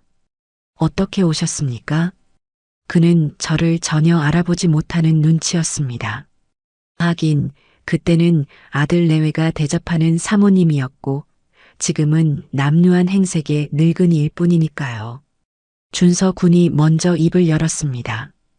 몇 달 전 이민숙 여사님께서 아드님 내외와 함께 이곳을 방문해 부동산 증여 및 재산 관련 서류를 작성한 것으로 알고 있습니다. 관련 서류 사본을 요청하러 왔습니다. 준서 군의 말에 법무사의 얼굴이 순간 굳어졌습니다. 그는 우리를 위아래로 훑어보더니 귀찮다는 듯이 손을 내저었어요. 우리는 의뢰인의 정보를 함부로 공개할 수 없습니다. 본인이 직접 오셨다고 해도 다른 이해관계인이 얽혀 있는 서류는 내어드릴 수 없으니 돌아가시려. 역시나 순순히 내어줄 리가 없었습니다. 저는 분한 마음에 당장이라도 멱살을 잡고 싶었지만 준서 군이 제 팔을 살짝 잡으며 저를 제지했습니다. 그리고는 차분하지만 날카로운 목소리로 법무사를 압박하기 시작했어요. 법무사법 제24조 품위유지의 의무를 아시는지요? 법무사님께서는 당시 의뢰인이 고령의 노인이라는 점, 그리고 증여되는 재산이 전 재산에 해당한다는 점을 충분히 인지하고 계셨을 겁니다. 이런 경우 의뢰인의 진정한 의사를 재차 확인하고 해당 법률 행위의 결과를 명확하게 설명해야 할 의무가 있습니다. 혹시 그 의무를 다하지 않으셨거나 오히려 아들 내외와 공모하여 할머니를 기망한 사실이 밝혀진다면 어떻게 될까요? 단순한 품위유지 의무 위반이 아니라 사기죄의 공범으로 처벌받을 수도 있습니다. 저희는 대한법무사협회에 정식으로 징계 및 수사 요청을 할 생각입니다. 준서 군의 막힘없는 말에 법무사의 얼굴이 하얗게 질렸습니다. 고시생 신분이었지만 그의 눈빛과 목소리에는 현직 법조인 못지않은 힘이 실려 있었어요. 법무사는 마른 침을 삼키며 잠시 우리를 노려보더니 결국 서류 더미를 뒤지기 시작했습니다. 하지만 서류를 내어주지는 않았어요. 대신 신경질적으로 서류철 하나를 꺼내 확인하더니 말했습니다. 분명히 말씀드리지만 서류는 내어드릴 수 없습니다. 모든 것은 적법한 절차에 따라 진행되었어요. 그날 증여 의사를 명확히 밝히셨고 저희는 그 의사에 따랐을 뿐입니다. 더 이상 할 말 없으니 나가주세요. 그는 완강했습니다. 하지만 저희는 중요한 정보를 얻었습니다. 그가 서류의 존재를 시인했다는 것, 그리고 그의 불안한 눈빛을 통해 이 거래에 무언가 떳떳하지 못한 구석이 있다는 확신을 갖게 된 것이죠. 사무실을 나오며 저는 분함을 이기지 못했지만 준서 군은 오히려 만족스러운 표정이었습니다. 됐습니다, 할머니. 저 사람 반응을 보니 뭔가 있어요. 그리고 이제 저 법무사 이름과 사무실 위치를 알았으니 나중에 법적 절차를 밟을 때 아주 중요한 증거가 될 겁니다. 작은 승리였습니다. 우리는 다음 단계로 넘어갔습니다. 준서 군은 고시원 방에 있는 낡은 컴퓨터 앞에 저를 앉히고 인터넷 검색이라는 것을 가르쳐 주었습니다. 저는 난생 처음으로 아들 오데오와 며느리 김시아의 이름을 검색창에 쳐보았어요. 수많은 기사가 쏟아져 나왔습니다. 청년 사업가 오데오, 전통 국밥의 화려한 변신을 이끌다. CEO 김시아, K푸드의 미래를 제시하다. 기사 속 아들 내외는 제가 알던 모습이 아니었습니다. 최고급 양복을 차려입고 자신감 넘치는 미소를 지으며 카메라 앞에 서 있었죠. 그들은 저의 피와 땀이 서린 국밥을 낡은 전통으로 치부하고 자신들이 현대적인 감각으로 재탄생시켰다고 떠들고 있었습니다. 기사마다 그들의 새로운 프랜차이즈 1호점, 오민숙 프리미엄 국밥이라는 식당의 화려한 내부 사진이 실려 있었습니다. 제 이름 이민숙에서 성만 교묘하게 바꾼 악랄하고 얄팍한 상술이었죠. 저는 부들부들 떨리는 손으로 마우스를 움직여 그들의 식당 주소를 찾아냈습니다. 강남의 가장 비싼 상권 한복판이었습니다. 기사를 읽어 내려갈수록 분노에 심장이 터질 것 같았지만 한편으로는 그들의 위치와 계획을 명확히 알게 되었습니다. 우리의 적이 어디에 있는지 무슨 생각을 하고 있는지 알게 된 것이죠. 정보 수집을 마친 뒤 준서 군은 제게 비장한 표정으로 말했습니다. 할머니, 이제 진짜 전쟁을 시작해야 합니다. 법적 싸움은 시간이 오래 걸려요. 그 전에 저들의 돈줄을 끊고 심리적으로 압박해야 합니다. 할머니의 가장 강력한 무기를 쓸 때가 됐어요. 내 무기, 네. 할머니의 국밥입니다. 준서 군의 계획은 유령 배달집을 여는 것이었습니다. 가게를 얻을 돈이 없으니 주방만 빌려서 배달 전문으로 승부하자는 거였죠. 문제는 자금이었습니다. 주방을 빌리고 최소한의 식자재를 사는데도 돈이 필요했어요. 제게는 단돈 10,000원도 남아있지 않았습니다. 제가 망연자실해 있자 준서 군이 자신의 통장을 꺼내 보였습니다. 할머니, 이건 제가 아르바이트 하면서 몇 년간 모은 돈입니다. 원래는 이번 시험에 떨어지면 부모님께 손 벌리지 않고 마지막으로 한 번 더 도전해 보려고 모아둔 건데 이번 전쟁의 군자금으로 쓰겠습니다. 통장에는 500만 원이라는 돈이 찍혀 있었습니다. 고시생에게는 전 재산이나 다름없는 돈이었죠. 저는 그럴 수 없다며 손사래를 쳤지만 준서 군은 완강했습니다. 이건 투자입니다, 할머니. 저는 할머니의 성공에 제 모든 것을 걸겠습니다. 그러니 할머니도 다시 한번 국밥솥 앞에 서실 용기를 내주세요. 저는 더 이상 그의 제안을 거절할 수 없었습니다. 눈물이 핑 돌았지만 지금은 울 때가 아니었습니다. 우리는 그 돈으로 서울 외곽의 허름한 공유 주방 한 편을 빌렸습니다. 다른 여러 식당들과 주방을 함께 쓰는 아주 좁고 정신없는 공간이었죠. 제가 평생을 보낸 넓고 정든 주방과는 비교도 할 수 없는 곳이었습니다. 하지만 제게는 세상에서 가장 소중한 전쟁 기지였습니다. 몇 달 만에 저는 다시 앞치마를 둘렀습니다. 새벽 시장에 나가 제 단골이었던 상인들을 찾아갔습니다. 그들은 길바닥에 나앉았다는 소문만 들었는데 멀쩡한 제 모습을 보고는 깜짝 놀라며 반가워했죠. 저는 자초지종을 설명하지 않았습니다. 그저 다시 장사를 시작하게 되었다고만 말했어요. 그들은 예전처럼 가장 좋은 솥뼈와 신선한 채소를 제게 내어주었습니다. 공유 주방의 작은 화구 위에 솥을 올리고 밤새도록 육수를 끓였습니다. 뽀얗게 우러나는 국물과 구수한 냄새가 주방에 퍼지자 저는 비로소 제가 살아있음을 느꼈습니다. 이것이 바로 나, 이민숙이었습니다. 몇 달간의 절망과 무력감이 거짓말처럼 사라지고 오직 국밥에 대한 자신감과 적들을 향한 투지만이 남았어요. 준서 군은 배달 앱에 진짜 할매 국밥이라는 이름으로 가게를 등록했습니다. 가게 소개란에는 이렇게 적었어요. 한평생 국밥만 끓여온 진짜 할머니가 진짜 재료로 끓여냅니다. 맛이 없으면 돈을 받지 않겠습니다. 그리고 배달 가능 지역을 아들 내외의 오민숙 프리미엄 국밥이 있는 강남 일대로 집중 설정했습니다. 드디어 첫 주문을 받기 시작한 날, 저와 준서 군은 초조하게 스마트폰 화면만 들여다보았습니다. 과연 주문이 들어올까? 우리의 작전이 통할까? 1시간이 지났을 때 주문 하는 경쾌한 알림음이 울렸습니다.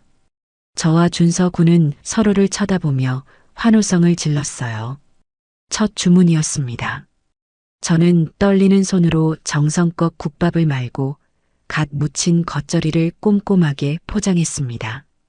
준서 군은 배달 기사에게 음식을 건네며 안전하게 잘 부탁드립니다. 하고 몇 번이나 인사를 했죠. 첫날 주문은 단 3건이 전부였습니다. 하지만 저희는 실망하지 않았어요. 시작이 반이라는 말이 있잖아요. 다음 날은 5건, 그 다음 날은 10건으로 주문이 조금씩 늘기 시작했습니다. 그리고 일주일째 되던 날 기적이 일어났습니다. 강남의 직장인들이 모여있는 한 인터넷 커뮤니티에 저희 가게에 대한 리뷰가 올라온 것이었습니다. 여러분, 대박 사건. 사라졌던 이민숙 국밥 할머니의 손맛을 찾은 것 같아요. 배달 전문이라 가게는 없는데 맛은 정말 예전 그대로네요. 오민숙 국밥인지 뭔지 하는 데랑은 비교가 안 됨. 그 글은 순식간에 수십 개의 댓글이 달리며 화제가 되었습니다. 어디냐, 나도 시켜 먹어봐야겠다. 그 집 아들이 가게 뺏었다는 소문이 있던데 등등. 그 글 하나가 엄청난 광고 효과를 불러왔습니다. 바로 다음 날부터 주문이 폭주하기 시작했어요. 스마트폰에서는 주문, 알림이 쉴 새 없이 울려댔고 저와 준서 군은 눈코 뜰 새 없이 바빠졌습니다. 저는 쉴 새 없이 국밥을 말고 준서 군은 주문을 받고 포장을 도왔습니다. 몸은 고되고 힘들었지만 마음은 날아갈 듯이 기뻤습니다. 이것은 단순한 장사가 아니었어요. 아들 내외의 심장을 겨눈 우리의 첫 번째 포탄이었습니다. 저는 펄펄 끓는 육수를 국자에 퍼담으며 강남의 화려한 식당에서 당황하고 있을 아들 내외의 얼굴을 떠올렸습니다. 그리고 나지막이 속삭였죠. 이제 시작이다, 내 아들아. 복수의 서막은 그렇게 뜨거운 김이 피어오르는 국밥 한 그릇과 함께 올랐습니다. 진짜 할매 국밥의 인기는 하루가 다르게 치솟았습니다. 주문이 너무 많아 배달 앱의 평점은 오히려 조금 떨어질 정도였어요. 배송이 늦는다, 포장이 허술하다는 불평이 간혹 있었지만 맛 하나만큼은 진짜라는 평가가 지배적이었습니다. 저와 준서 군은 밤잠을 줄여가며 육수를 더 끓이고 포장 용기를 개선하는 등 밀려드는 주문을 감당하기 위해 사투를 벌였습니다. 힘든 와중에도 저희는 매일 밤 아들 내외의 오민숙 프리미엄 국밥 온라인 리뷰를 확인하는 것을 잊지 않았어요. 할머니, 이것 좀 보세요. 오늘도 악평이 한가득입니다. 준서 군이 가리킨 화면에는 혹평이 줄을 잇고 있었습니다. 가격만 비싸고 맛은 동네 순대 국밥보다 못하다. 이민숙 할머니 이름에 먹칠하는 곳. 이 돈 주고 먹을 바에는 차라리 배달시켜 먹는 게 낫다. 특히 마지막 댓글이 제 눈에 콕 박혔습니다. 사람들은 이미 우리를 그들의 대안으로 인식하기 시작한 것이죠. 그래, 더 떠들어라. 더 시끄러워져야 해. 저는 만족스러운 미소를 지었습니다. 하지만 이걸로는 부족했어요. 온라인에서의 전쟁만으로는 그들에게 실질적인 타격을 주기 어려웠습니다. 우리는 적의 심장부로 직접 들어가 보기로 했습니다. 며칠 뒤 저와 준서 군은 손님으로 위장하고 오민숙 프리미엄 국밥을 찾아갔습니다. 저는 낡은 스카프로 얼굴을 반쯤 가리고 챙이 넓은 모자를 푹 눌렀었습니다.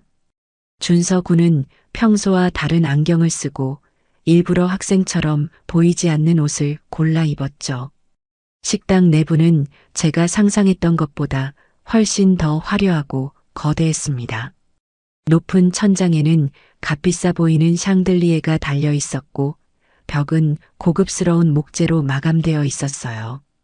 테이블 간격도 널찍해서 이곳이 과연 국밥집이 맞나 싶을 정도였습니다.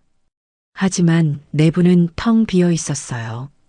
점심시간이 조금 지난 시각임을 감안하더라도 손님은 우리를 제외하고 단 2테이블 뿐이었습니다.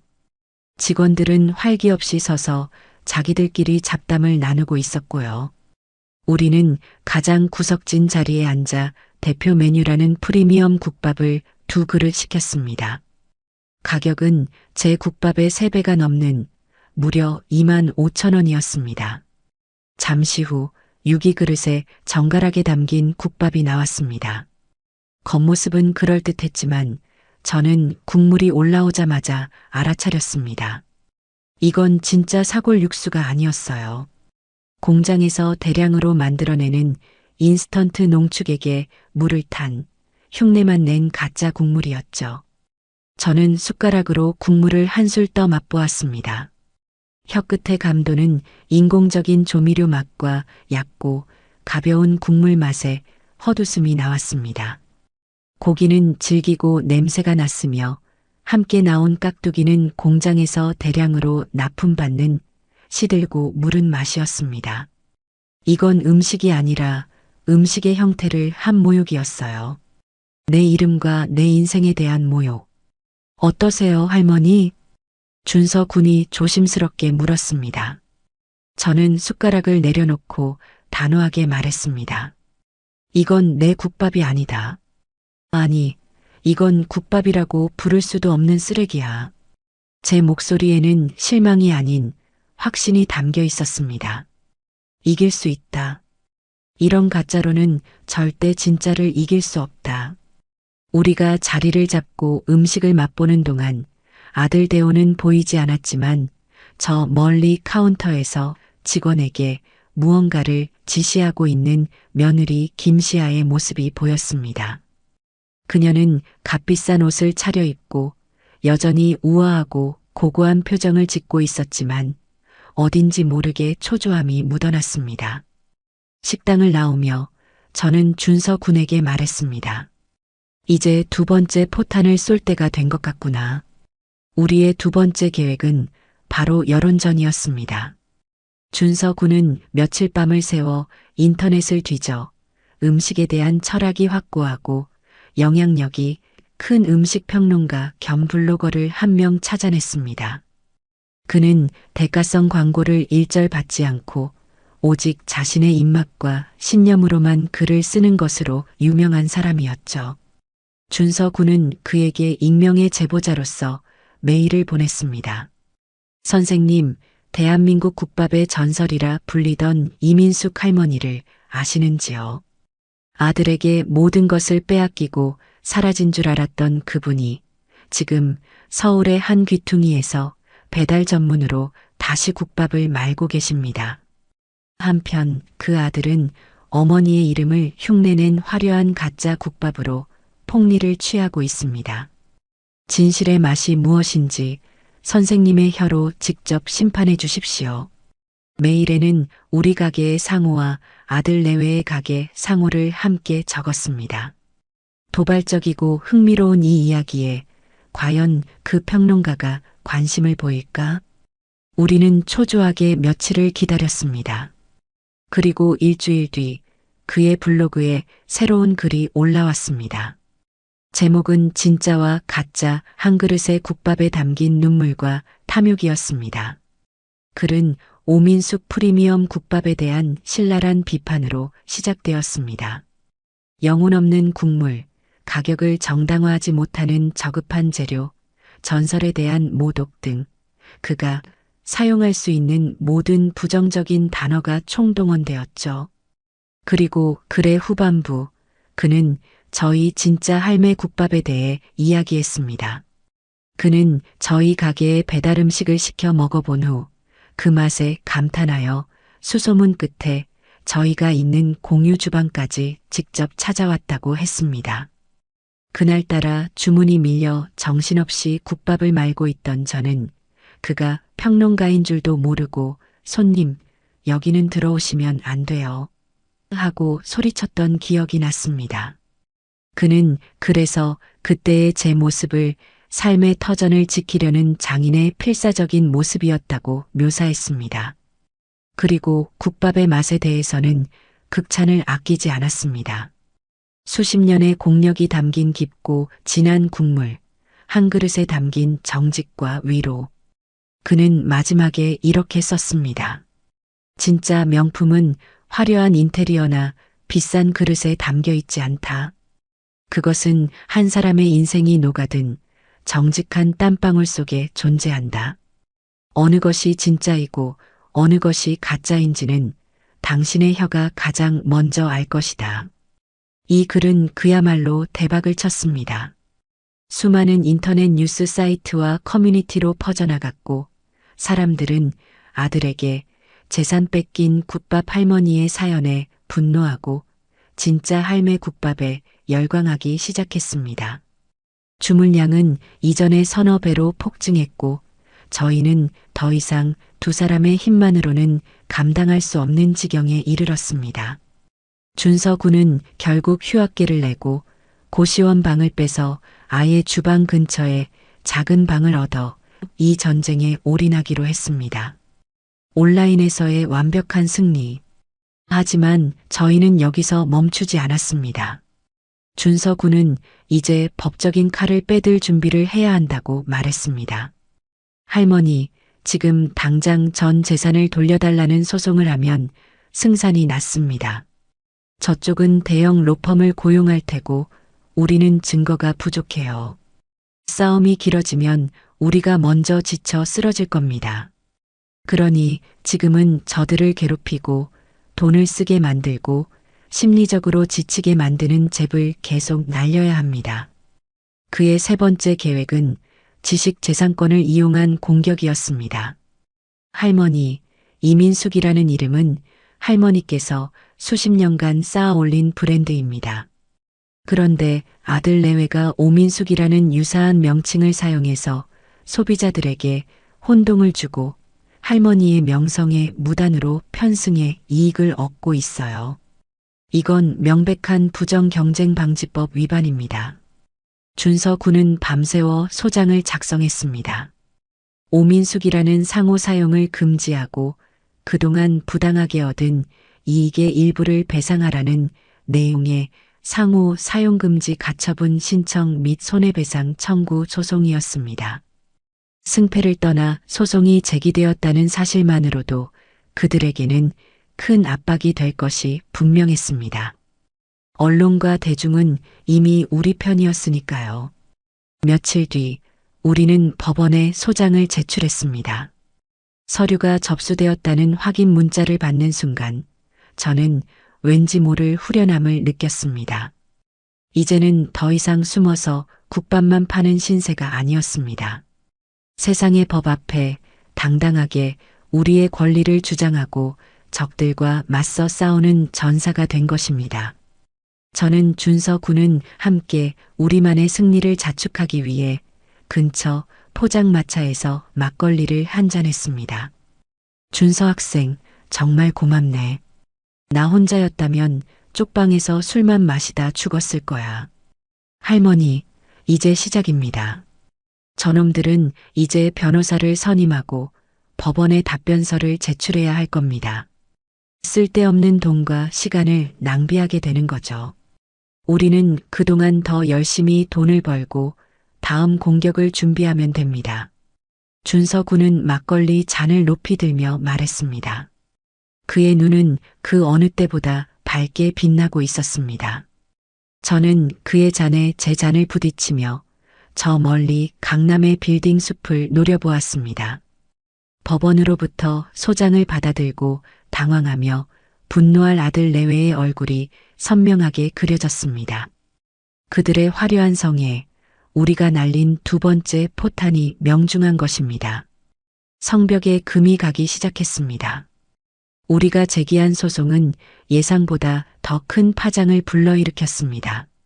이미 온라인 여론은 페류나 아들과 탐욕스러운 며느리 대 억울하게 쫓겨난 장인 어머니의 구도로 완벽하게 우리 편이 되어 있었죠.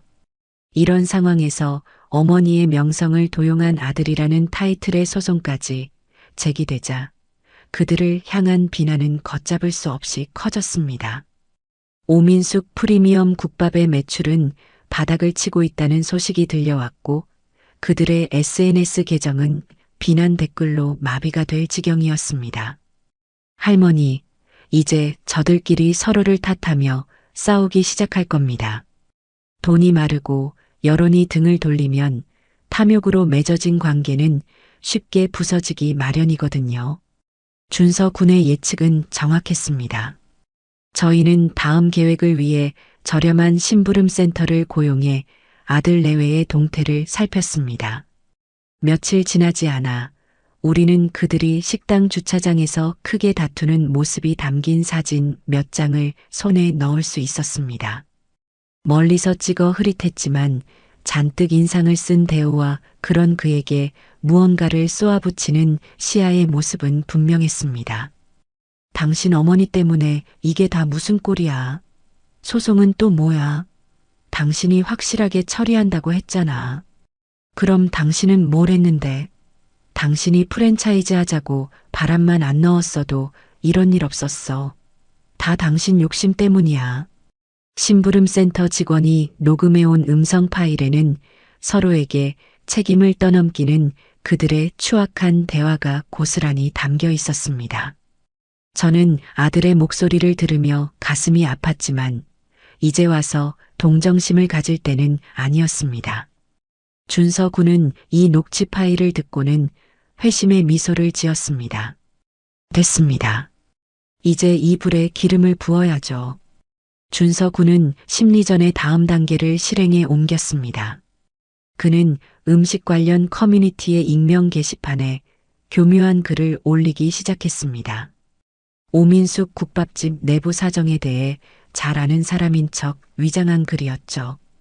들리는 소문에 의하면 오민숙 국밥의 실세는 아내인 김씨하고 남편은 그냥 얼굴 마담이라던데? 모든 자금 관리도 아내가 하고 이번 소송도 남편이 무능해서 생긴 일이라며 집안 분위기가 살벌하다고 함. 반대 아니야? 원래 이민숙 할머니 재산을 아들이 관리하고 있었는데 며느리가 들어와서 사업을 무리하게 확장하다가 이 사단이 난 거라고 들었음. 남편은 아내 등살에 못 이겨서 끌려다니는 거고. 이런 글들은 사실과 추측을 교묘하게 섞어 그들의 불화설에 신빙성을 더했습니다. 사람들은 흥미로운 가십거리에 열광했고 댓글창에서는 아들이 문제다, 며느리가 더 악마다라는 주제로 갑론을박이 벌어졌습니다. 이런 소문들은 분명히 아들 내외의 귀에도 들어갈 터였습니다. 서로에 대한 불신과 의심은 걷잡을 수 없이 커져갈 것이 분명했죠. 온라인에서의 심리전과 함께 저는 오프라인에서의 총공세를 준비했습니다. 배달 장사만으로는 한계가 있었어요. 사람들에게 진짜 할매 국밥의 존재를 확실하게 각인시키고 아들 내외에게는 지울 수 없는 모욕감을 선사할 방법이 필요했습니다. 준서 학생, 나 포장마차를 하나 차려야겠네. 포장마차요? 갑자기요? 그래. 바로 저놈들 가게 맞은편 길거리에다 차릴 거야. 내 얼굴을 똑똑히 보면서 국밥을 팔아야지. 어느 쪽이 진짜인지 사람들이 줄을 서는 모습을 저들 눈으로 직접 보게 만들어야 해. 제 단호한 결심에 준서 군도 찬성했습니다. 우리는 배달 장사로 번 돈을 탈탈 털어 중고 포장마차를 하나 구하고 최소한의 집기를 들였습니다. 그리고 며칠 뒤 구청에 정식으로 노점 허가를 받고 오민숙 프리미엄 국밥의 화려한 통유리창이 정면으로 보이는 길 건너편에 자리를 잡았습니다. 포장마차를 연 첫날, 저는 일부러 더 큰 소리로 손님을 맞았습니다. 자, 진짜 할매 국밥이 왔습니다. 뜨끈한 국밥 한 그릇에 5,000원. 진짜 할매 국밥의 사장님이 직접 포장마차를 열었다는 소문은 순식간에 퍼져나갔습니다. 주변 직장인들과 소문을 듣고 찾아온 손님들로 제 포장마차 앞은 순식간에 긴 줄이 늘어섰습니다. 뜨거운 김이 피어오르는 솥 앞에서 쉴 새 없이 국밥을 마는 제 모습은 길 건너편 텅 빈 레스토랑 안에서 망연자실하게 밖을 내다보는 아들 내외의 모습과 극명한 대조를 이루었습니다. 어느 순간 저는 국밥을 말고 있다가 고개를 들어 길 건너를 보았습니다. 시아와 눈이 마주쳤습니다. 그녀는 분노와 경멸이 뒤섞인 표정으로 저를 쏘아보고 있었습니다. 저는 그녀를 향해 희미하게 웃어 보였습니다. 소리 없는 승리의 선언이었죠. 시아는 제 미소를 보고는 질렸다는 듯 몸을 돌려가게 안으로 사라졌습니다. 그날 이후 대호와 시아는 번갈아가며 창가에 서서 제 포장마차를 감시하듯 쳐다보곤 했습니다. 그들의 얼굴에는 초조함과 패배감이 짙게 서려 있었어요. 포장마차의 성공으로 저희는 상당한 자금을 확보할 수 있었습니다. 하지만 준서 군은 만족하지 않았어요. 그는 더 결정적인 한 방 그들의 관계를 완전히 파괴시켜버릴 결정타를 찾고 있었습니다. 할머니, 아무래도 저 며느리가 문제입니다. 아들은 어수룩해서 휘둘리는 것 같고 모든 계획은 저 여자 머리에서 나온 거예요. 분명히 아들 몰래 무언가 꿍꿍이를 벌이고 있을 겁니다. 준서 군은 다시 심부름센터에 연락해 이번에는 대호가 아닌 며느리 김씨아의 개인적인 행적을 집중적으로 파헤쳐 달라고 의뢰했습니다. 며칠간의 추적 끝에 우리는 마침내 그녀의 꼬리를 잡았습니다. 시아는 일주일에 2~3번 회사 업무가 아닌 개인적인 용무로 외출을 했습니다. 그녀가 만나는 사람은 다름 아닌 그녀의 친정 남동생과 한 부동산 중개인이었습니다. 준서 군은 직감했습니다. 재산을 빼돌리고 있는 겁니다. 우리는 심부름센터 직원에게 추가 비용을 지불하고 그들의 만남을 더 은밀하고 자세하게 추적해달라고 요청했습니다. 그리고 마침내 결정적인 증거를 손에 넣었습니다.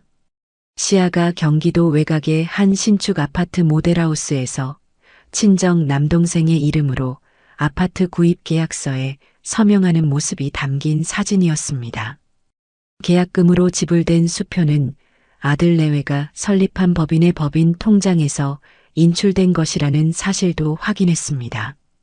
아들 대호 몰래 회사에 돈을 빼돌려 자신의 친정 식구 명의로 재산을 은닉하고 있었던 겁니다.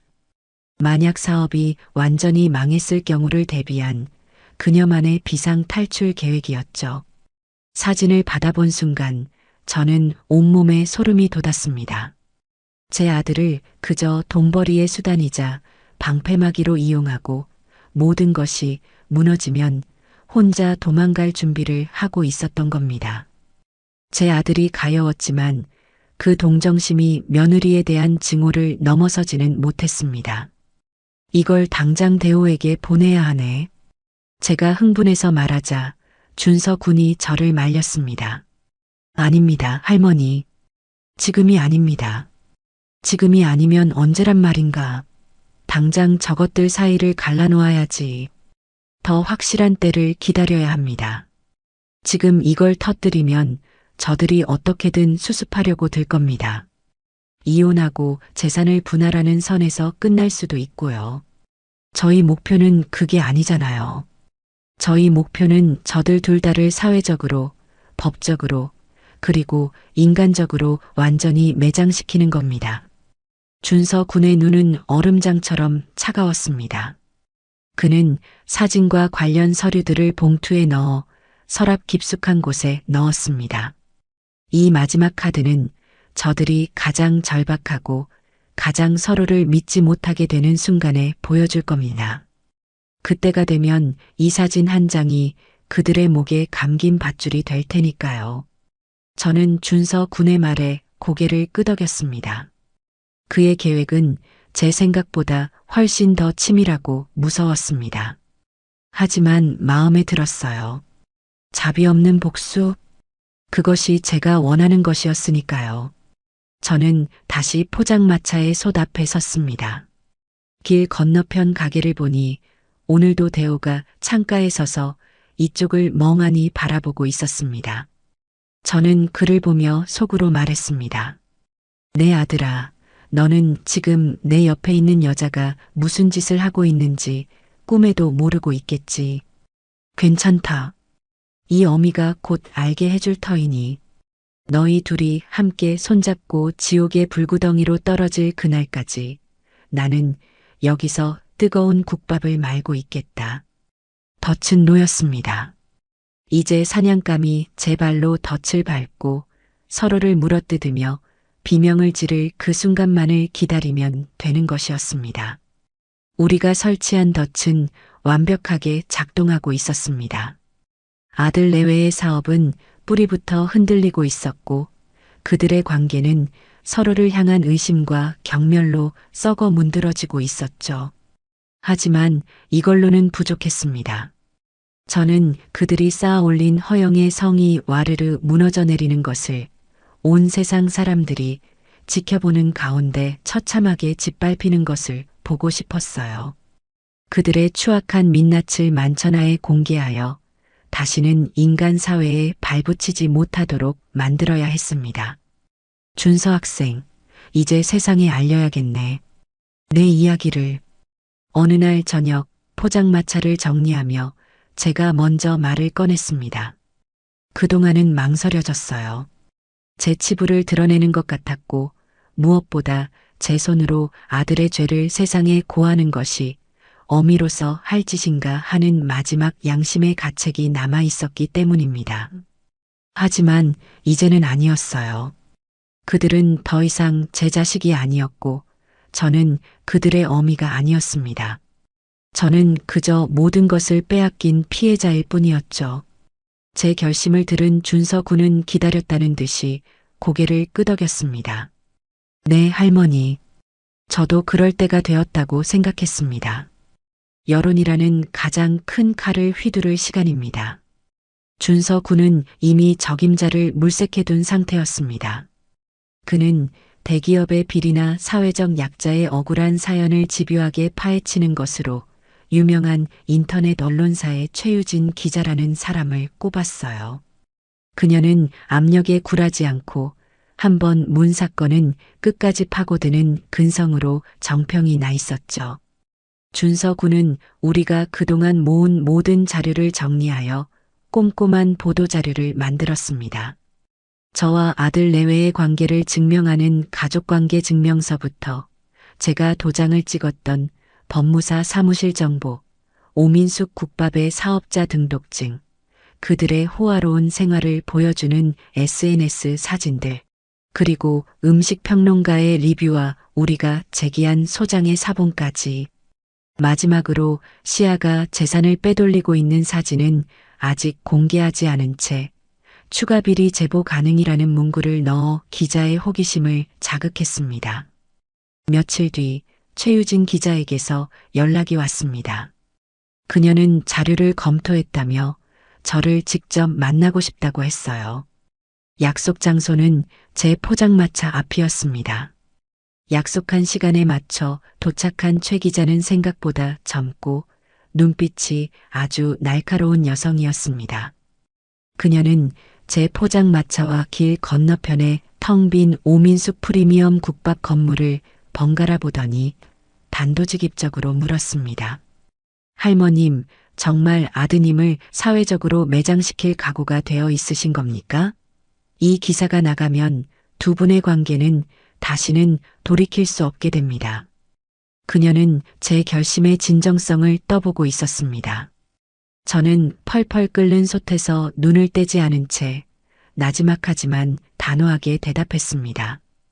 기자 양반, 내 아들은 내가 제주도에서 돌아온 그날 이미 내 손으로 땅에 묻었소. 지금 내가 하려는 건 내 아들의 무덤에 침을 뱉은 왼수들에게 죗값을 치르게 하는 것뿐이요. 제 대답에 최 기자는 더 이상 질문하지 않았습니다. 대신 수첩과 녹음기를 꺼내 들었죠. 그날 저녁 저는 장사를 마친 포장마차의 작은 의자에 앉아 최 기자와 준서 군 앞에서 제 인생 전부를 털어놓았습니다. 남편과 사별하고 홀로 아들을 키우며 국밥집을 일군 이야기, 아들이 제 세상의 전부였던 시절, 며느리가 들어오면서부터 시작된 미묘한 변화, 그리고 재산을 빼앗기고 쪽방촌을 전전하며 죽음까지 생각했던 그 비참했던 시간들까지. 이야기가 진행되는 동안 저는 단 한 방울의 눈물도 흘리지 않았습니다.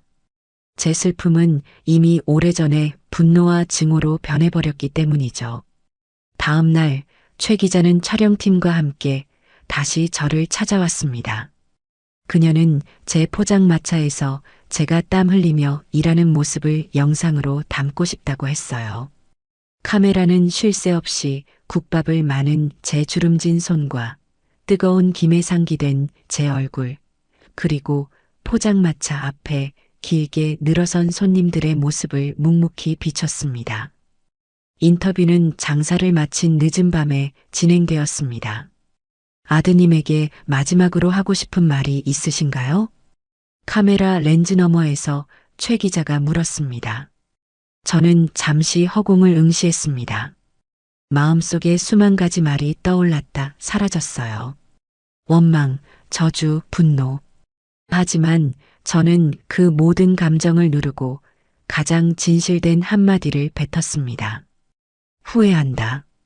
내가 너를 그토록 맹목적으로 사랑했던 것을, 내 인생의 모든 순간을 후회한다. 그것이 제 인터뷰의 마지막 말이었습니다. 그리고 이틀 뒤 어머니의 피눈물, 아들의 배신, 강남 국밥 전쟁의 진실이라는 제목의 심층 보도, 영상과 기사가 인터넷을 통해 공개되었습니다. 반응은 폭발적이었습니다. 준서 군과 저는 고시원 방의 낡은 컴퓨터 앞에 앉아 실시간으로 올라가는 조회수와 댓글을 지켜보았습니다. 조회수는 몇 시간 만에 수십만을 넘어 100만을 향해 달려갔고 기사 밑에는 수천, 수만 개의 댓글이 달렸습니다. 이게 사람의 탈을 쓰고 할 짓이냐. 천벌을 받을 것들. 할머니, 힘내세요. 저희가 혼쭐을 내주겠습니다. 당장 불매운동 시작합니다. 며느리라는 여자가 진짜 악마네. 남편을 조종해서 시어머니 재산을 다 빼돌리다니. 저 가게 주소 어디입니까? 찾아가서 계란이라도 던져야 직성이 풀리겠습니다. 국민들의 분노는 무서웠습니다. 제 사연은 모든 온라인 커뮤니티로 퍼져나갔고 주요 방송사의 저녁 뉴스에서도 다루기 시작했습니다. 하룻밤 사이에 저는 비운의 국밥 할머니가 되었고 아들 내외는 페류나 부부라는 씻을 수 없는 낙인이 찍혔습니다. 그때부터 진짜 심판이 시작되었습니다.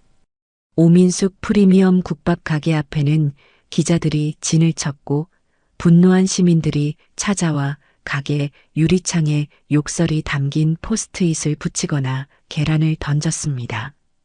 가게의 전화는 항해 전화로 마비되었고 SNS 계정은 폐쇄해야 할 지경에 이르렀습니다. 그들이 야심차게 준비하던 프랜차이즈 사업은 시작도 해보기 전에 좌초되었습니다. 계약을 문의했던 예비점주들은 모두 등을 돌렸고 언론에 이름이 오르내리자 투자자들도 모두 발을 뺐습니다. 저는 매일 아침 제 포장마차로 배달되는 신문을 통해 그들의 몰락을 확인했습니다. 신문 사회면에는 겁에 질린 채 기자들을 피해 도망치는 아들의 사진과 명품으로 치장했지만 수심이 가득한 며느리의 사진이 대문짝만하게 실렸습니다. 저는 그 사진들을 오려내어 쪽방촌 방 벽에 차곡차곡 붙여놓았어요. 매일 밤 그 사진들을 보며 복수의 단맛을 음미했습니다. 며칠 후 준서 군이 흥미로운 소식을 가져왔습니다. 할머니, 김시아가 움직이기 시작했습니다. 아들 몰래요. 자신의 변호사와 따로 만나고 있답니다. 여론의 문매를 맞고 사업이 망하게 되자 며느리는 아들 대호를 버리고 혼자 살아남을 길을 찾기 시작한 것이었습니다. 그녀는 아마도 이혼을 준비하며 빼돌린 재산을 지키기 위한 법적 대응을 준비하고 있겠지요. 잘 됐구나. 이제 서로의 목에 칼을 들이댈 시간이 머지 않았어. 저는 길 건너편 굳게 셔터가 내려진 오민숙 프리미엄 국밥 건물을 바라보며 말했습니다. 한때는 화려했던 그들의 성은 이제 폐허가 되었습니다. 성 안에 갇힌 두 마리의 짐승은 곧 서로를 물어뜯기 시작할 겁니다. 세상의 심판은 끝났습니다. 이제 남은 것은 법의 이름으로 내리는 마지막 일격뿐이었습니다. 저는 그날을 위해 더욱 뜨겁게 국밥솥에 불을 지폈습니다. 제 포장마차 앞에는 저를 응원하기 위해 전국 각지에서 찾아온 손님들로 그 어느 때보다 긴 줄이 늘어서 있었습니다. 그들의 따뜻한 격려 속에서 제 복수는 더욱 차갑고 단단하게 여물어가고 있었습니다. 세상의 모든 화살이 아들 내외를 향하고 있을 때 준서군은 지금이 바로 법의 그물을 던질 최적의 시기라고 판단했습니다. 여론이 들끓고 있었기에 사법기관도 이 사건을 가볍게 여기지 못할 것이 분명했기 때문이죠. 게다가 우리에게는 새로운 동맹군도 생겼습니다. 제 사연을 접한 한 인권 변호사 단체에서 연락이 온 것입니다. 그 중에서도 불의를 보면 참지 못하는 성격으로 유명한 백전노장의 백승철 변호사가 저희 사건을 돕고 싶다는 의사를 밝혀왔습니다. 이민숙 여사님, 박준서 군. 두 분의 싸움을 기사로 보고 큰 감명을 받았습니다. 이 사건은 단순히 모자 간의 재산 다툼이 아닙니다. 이것은 우리 사회의 가장 기본적인 신뢰와 윤리를 파괴한 중대한 범죄입니다. 제가 가진 모든 경험을 동원하여 저 악랄한 자들이 법의 최고 심판을 받도록 돕겠습니다. 백 변호사님은 제 포장마차를 직접 찾아와 제 손을 잡고 그렇게 말했습니다. 그의 합류로 우리의 창은 더욱 날카로워졌습니다. 준서 군은 백 변호사님의 지도 아래 그동안 준비해온 모든 자료를 총망라하여 완벽한 고소장을 작성했습니다. 고소장의 죄명은 단순한 사기가 아니었습니다. 특정경제범죄 가중처벌 등에 관한 법률 위반, 사문서, 위조 및 위조사문서, 행사, 업무상 횡령 및 배임. 우리가 적용할 수 있는 가장 무거운 죄명들이었습니다.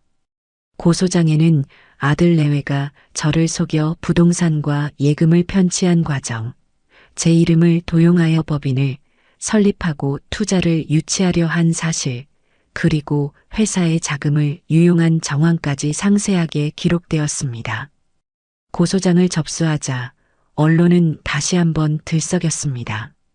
국밥 할머니, 페류나 아들 부부 정식 고소, 수십억대 재산 편취 혐의, 법의 심판대에 오르다. 검찰은 이례적으로 신속하게 수사에 착수했습니다. 여론의 압박과 백 변호사님의 명성이 작용한 결과였죠. 그리고 며칠 뒤 저는 뉴스 속보를 통해 그토록 기다리던 장면을 목격하게 되었습니다. 아들 대호와 며느리 김시아가 검찰에 긴급 체포되는 장면이었습니다. 대호는 기자들의 질문에 아무 대답도 못한 채 고개를 푹 숙이고 있었고, 시아는 선글라스와 마스크로 얼굴을 가렸지만 그 너머로 보이는 눈에는 도끼와 분노가 서려 있었습니다. 그들이 수갑을 찬 채 검찰청 건물로 끌려 들어가는 모습을 저는 쪽방촌의 작은 텔레비전 화면을 통해 몇 번이고 돌려보았습니다. 가슴속에 맺혔던 응어리가 조금은 풀리는 듯한 시원하면서도 씁쓸한 기분이었습니다. 하지만 우리의 공격은 여기서 끝나지 않았습니다. 이제 마지막 카드를 보여줄 시간이었습니다. 백 변호사님 할머니, 이제 국세청에 진정서를 넣을 시간입니다. 준서 군은 서랍 깊숙한 곳에 보관해 두었던 시아가 남동생 명의로 아파트를 계약하던 사진과 관련 서류들을 꺼내 들었습니다. 백 변호사님은 그 자료를 보고는 혀를 내둘렀습니다. 이런, 정말 꼬리가 길었군. 남편 몰래 회사 자금을 빼돌려 부동산 투기까지. 이건 명백한 횡령이자 탈세입니다. 검찰 수사와 국세청 세무조사가 동시에 들어가면 저들은 절대 빠져나갈 구멍이 없을 겁니다. 우리는 곧바로 국세청에 익명으로 진정서를 제출했습니다. 진정서에는 시아가 법인 자금을 횡령하여 부동산을 취득했으며 이 과정에서 증여세를 탈루했다는 내용이 아주 상세하게 적혀 있었습니다. 결정적인 증거인 사진과 계좌 이체 내역까지 첨부했음은 물론입니다. 검찰 수사만으로도 벅찼을 그들에게 국세청 세무조사라는 철퇴가 다시 한번 내려쳐진 것입니다. 며칠 뒤 아들 내외의 집과 사무실에 국세청 조사관들이 들이닥쳐 압수수색을 벌이는 장면이 또다시 뉴스에 보도되었습니다. 그야말로 사면초가 완벽한 포위망이었습니다. 이제부터는 그들이 자멸하는 과정을 지켜보기만 하면 되었습니다. 백 변호사님을 통해 전해 듣는 검찰 조사 상황은 준서 군이 예측했던 그대로 흘러갔습니다. 조사실에 따로 앉게 된 대호와 시아는 처음에는 혐의를 부인하며 버텼다고 합니다. 하지만 검사가 시아가 빼돌린 부동산 계약서 사진을 증거로 내밀자 상황은 급변했습니다. 자신의 마지막 비상구까지 발각되었다는 사실에 시아는 이성을 잃었고 대호는 아내의 이중적인 모습에 엄청난 충격을 받았다고 해요. 대호 씨, 부인인 김시아 씨는 당신 몰래 회사 돈 수억 원을 빼돌려 남동생 명의로 아파트를 구입했습니다. 알고 있었습니까? 검사의 말에 대호는 한동안 아무 말도 못하고 멍하니 앉아 있었다고 합니다. 그리고는 이내 무너져 내리며 울부짖기 시작했다고 해요. 몰랐습니다. 저는 정말 몰랐습니다. 저 여자가 저한테 어떻게 이럴 수가 있습니까? 모든 건 다 저 여자가 시킨 일이었습니다. 프랜차이즈 사업도 어머니 재산을 빼앗은 것도 전부 김시아가 계획한 겁니다. 저는 그저 아내가 시키는 대로 했을 뿐입니다.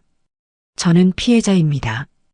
대호는 모든 죄를 시아에게 뒤집어 씌우며 자신의 살 길을 찾으려 했습니다.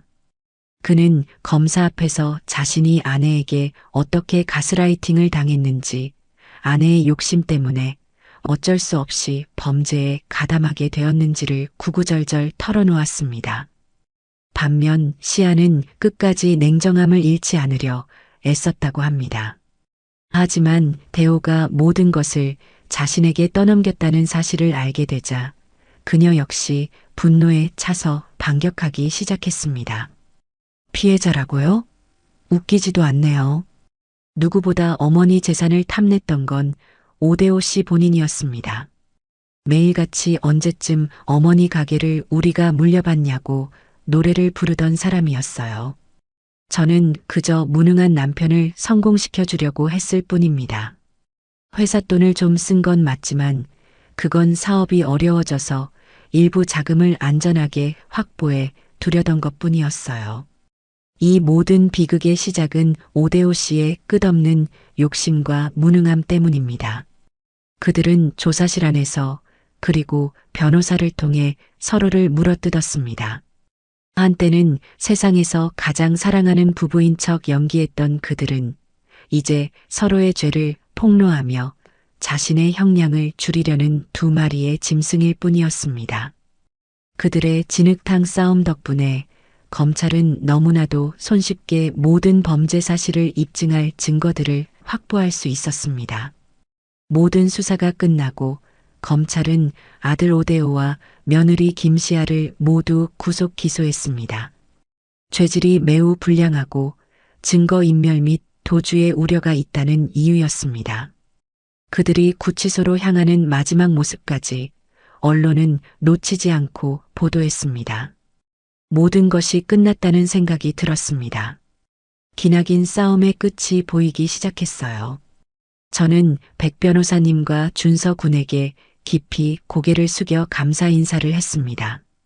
두 분이 아니었다면 저는 평생 억울함을 가슴에 묻고 살았을 겁니다. 이 은혜를 어떻게 다 갚아야 할지 모르겠습니다. 은혜라니요, 할머니. 저희는 당연히 해야 할 일을 한 것뿐입니다. 이제 법원의 마지막 심판만 남았습니다. 끝까지 긴장을 놓지 말고 지켜보시죠. 백 변호사님이 제 손을 따뜻하게 잡아주었습니다. 저는 창밖을 바라보았습니다. 쪽방촌의 어두운 골목에도 어느덧 아침 해가 떠오르고 있었습니다. 제 인생을 뒤덮었던 길고 어두운 밤이 드디어 끝나가고 있었습니다. 시간이 흘러 마침내 마지막 심판의 날이 다가왔습니다. 재판이 열리는 날 아침, 저는 준서 군과 함께 법원으로 향했습니다. 포장마차는 하루 쉬기로 했어요. 제 인생의 한 페이지를 마무리 짓는 중요한 날이었으니까요. 법정 방청석은 기자들과 제 사연에 관심을 가진 사람들로 가득 차 있었습니다. 저는 가장 앞자리에 백승철 변호사님과 나란히 앉아 담담하게 재판을 기다렸습니다.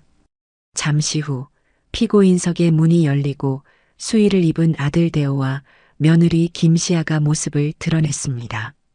몇 달 사이에 그들은 완전히 다른 사람이 되어 있었습니다. 대호는 살이 쏙 빠져 해골처럼 앙상했고 시아는 화려했던 예전의 모습은 온데간데 없이 푸석푸석한 얼굴에 도끼만 가득했습니다. 그들은 방청석에 앉아 있는 저를 발견하고는 잠시 시선을 피했습니다. 재판은 일사천리로 진행되었습니다. 검사는 그들의 범죄 사실을 하나하나 열거하며 피고인들이 어떻게 한 노인의 평생을 짓밟고 천륜을 어겼는지를 논리정연하게 설명했습니다. 그들의 변호사들은 여전히 서로에게 죄를 떠넘기며 형량을 줄여보려고 애썼지만 이미 모든 증거가 명백한 상황에서 그들의 변론은 공허하게만 들렸습니다. 드디어 판사가 마지막 판결을 내리기 위해 자리에서 일어났습니다. 법정 안의 모든 사람들이 숨을 죽였습니다. 피고인 오대호, 김시아. 본 재판부는 피고인들이 공동하여 피해자인 모친의 전 재산을 편취하고 사회적으로 큰 무리를 일으킨 점, 범행수법이 매우 악랄하고 계획적이었던 점, 그리고 재판 과정에서 전혀 반성의 기미를 보이지 않고 서로에게 책임을 전가하며 인륜을 저버린 점 등을 고려하여 더 이상 관용을 베풀 수 없다고 판단한다. 판사는 잠시 말을 멈추고 피고인석의 두 사람을 서늘한 눈으로 쳐다보았습니다. 주문. 피고인 오대호를 징역 7년에, 피고인 김시아를 징역 10년에 처한다. 또한 피고인들은 공동하여 피해자 이민숙에게 편취한 모든 재산의 소유권을 즉시 반환하고 그로 인한 정신적 피해에 대한 위자료로 5억 원을 배상할 것을 명한다. 땅, 땅, 땅. 판사의 선고와 함께 법봉 소리가 법정 안에 울려 퍼졌습니다. 그 순간 시아는 내가 왜 억울해? 라고 소리치며 발악했고 대호는 그 자리에 주저앉아 아이처럼 엉엉 울기 시작했습니다. 교도관들이 그들의 몸을 제압하여 끌고 나가는 모습을 저는 아무런 표정 없이 끝까지 지켜보았습니다. 기쁘지도 슬프지도 않았습니다. 그저 모든 것이 제자리로 돌아왔다는 차갑고 고요한 안도감만이 저를 감쌌습니다. 재판이 끝나고 저는 제게 몰려드는 기자들을 피해 조용히 법정을 빠져나왔습니다. 길고 길었던 싸움이 드디어 끝난 것입니다. 그 후로 몇 년의 시간이 흘렀습니다. 저는 법원의 판결에 따라 제 집과 건물을 되찾았습니다. 하지만 저는 그곳으로 돌아가지 않았어요. 이민숙 명품 국밥이라는 간판을 다시 거는 대신 건물을 세를 주고 그 돈으로 준서 군에 남은 학비와 생활비를 지원했습니다. 준서 군은 마침내 그토록 원하던 사법고시에 합격하여 훌륭한 변호사가 되었습니다. 제 포장마차는 여전히 시장 골목의 한자리를 지키고 있었죠. 예전처럼 큰 돈을 벌지는 못했지만 제 힘으로 정직하게 돈을 벌고 하루하루를 살아가는 지금의 삶에 저는 만족했습니다. 그러던 어느 가을날 오후였습니다. 한창 손님을 맡고 있는데 누군가 제 포장마차 앞에 그림자처럼 서 있었습니다. 고개를 들어보니 믿을 수 없는 얼굴이 서 있었어요. 아들 대호였습니다. 10년은 더 늙어 보이는 얼굴, 희끗희끗해진 머리, 초라하고 남루한 행색. 그는 감옥에서 죗값을 치르고 며칠 전에 출소한 모양이었습니다. 손님들이 모두 떠나고 포장마차에 저와 대호 단둘만이 남았습니다. 어색하고 무거운 침묵이 흘렀습니다. 먼저 침묵을 깬 것은 대호였습니다. 그는 제 앞에 툭 하고 무릎을 꿇었습니다. 어머니, 제가 잘못했습니다. 그는 바닥에 이마를 대고 엎드려 울기 시작했습니다. 어머니, 정말 죄송합니다. 제가 죽일 놈입니다. 감옥에서 매일 밤 후회하고 또 후회했습니다. 저는 시아, 그 여자한테 홀렸던 겁니다. 제정신이 아니었어요. 어머니, 제발 한 번만 용서해 주십시오. 이제 시아와는 이혼해서 아무 관계도 아닙니다. 저는 갈 곳도 아무것도 없습니다. 남은 인생 어머니 옆에서 평생 죗값 치르며 살게 해주세요. 네. 어머니, 저는 그래도 어머니 아들이잖아요. 대호는 제 발치에 매달려 애원했습니다. 그의 울음소리는 처절했지만 제 마음은 얼음장처럼 차가웠습니다. 저는 그의 통곡이 그칠 때까지 아무 말 없이 그를 내려다보았습니다. 그의 눈물은 진심일 수도 있겠지요. 하지만 그 눈물이 제가 겪었던 피눈물의 고통과 배신감을 씻어줄 수는 없었습니다. 용서? 그 단어는 제 인생의 사전에 더 이상 존재하지 않았습니다. 한참을 울던 대호가 고개를 들고 제 반응을 살폈을 때 저는 천천히 입을 열었습니다. 제 목소리는 저 스스로도 놀랄 만큼 차갑고 낮았습니다. 일어나거라. 제 말에 대호는 잠시 희망을 품은 눈빛으로 저를 쳐다보았습니다. 하지만 이어지는 제 말은 그의 마지막 희망마저 산산조각 내버렸습니다. 내 아들 오대호는 몇 해 전 내 모든 것을 빼앗고 내 마음에 칼을 꽂고 야멸차게 전화를 끊었던 그날 죽었다. 저는 그의 눈을 똑바로 쳐다보며 말했습니다. 나는 자네를 모르네. 자네가 갚아야 할 빚은 나에게 있는 것이 아니라 자네가 망가뜨린 자네 자신의 인생에게 있는 것이야. 죽은 사람에게 용서를 구하지 마라. 저는 거기서 말을 멈추고 돌아섰습니다. 그리고 행주를 들어 방금 손님이 먹고 간 자리를 묵묵히 닦기 시작했습니다. 그리고 다시는 내 눈앞에 나타나지 마라. 그것이 제가 그에게 해준 마지막 말이었습니다. 등 뒤에서 대호의 절망적인 소리가 들렸지만 저는 돌아보지 않았습니다. 잠시 후 새로운 손님이 포장마차 안으로 들어왔습니다. 저는 아무 일도 없었다는 듯 그를 향해 고개를 돌리며 말했습니다. 어서 오세요. 뭐 드릴까요? 자비 없는 복수는 그렇게 끝이 났습니다. 제 손으로 아들이라는 연을 끊어내는 순간 저는 비로소 진정한 자유를 얻었습니다.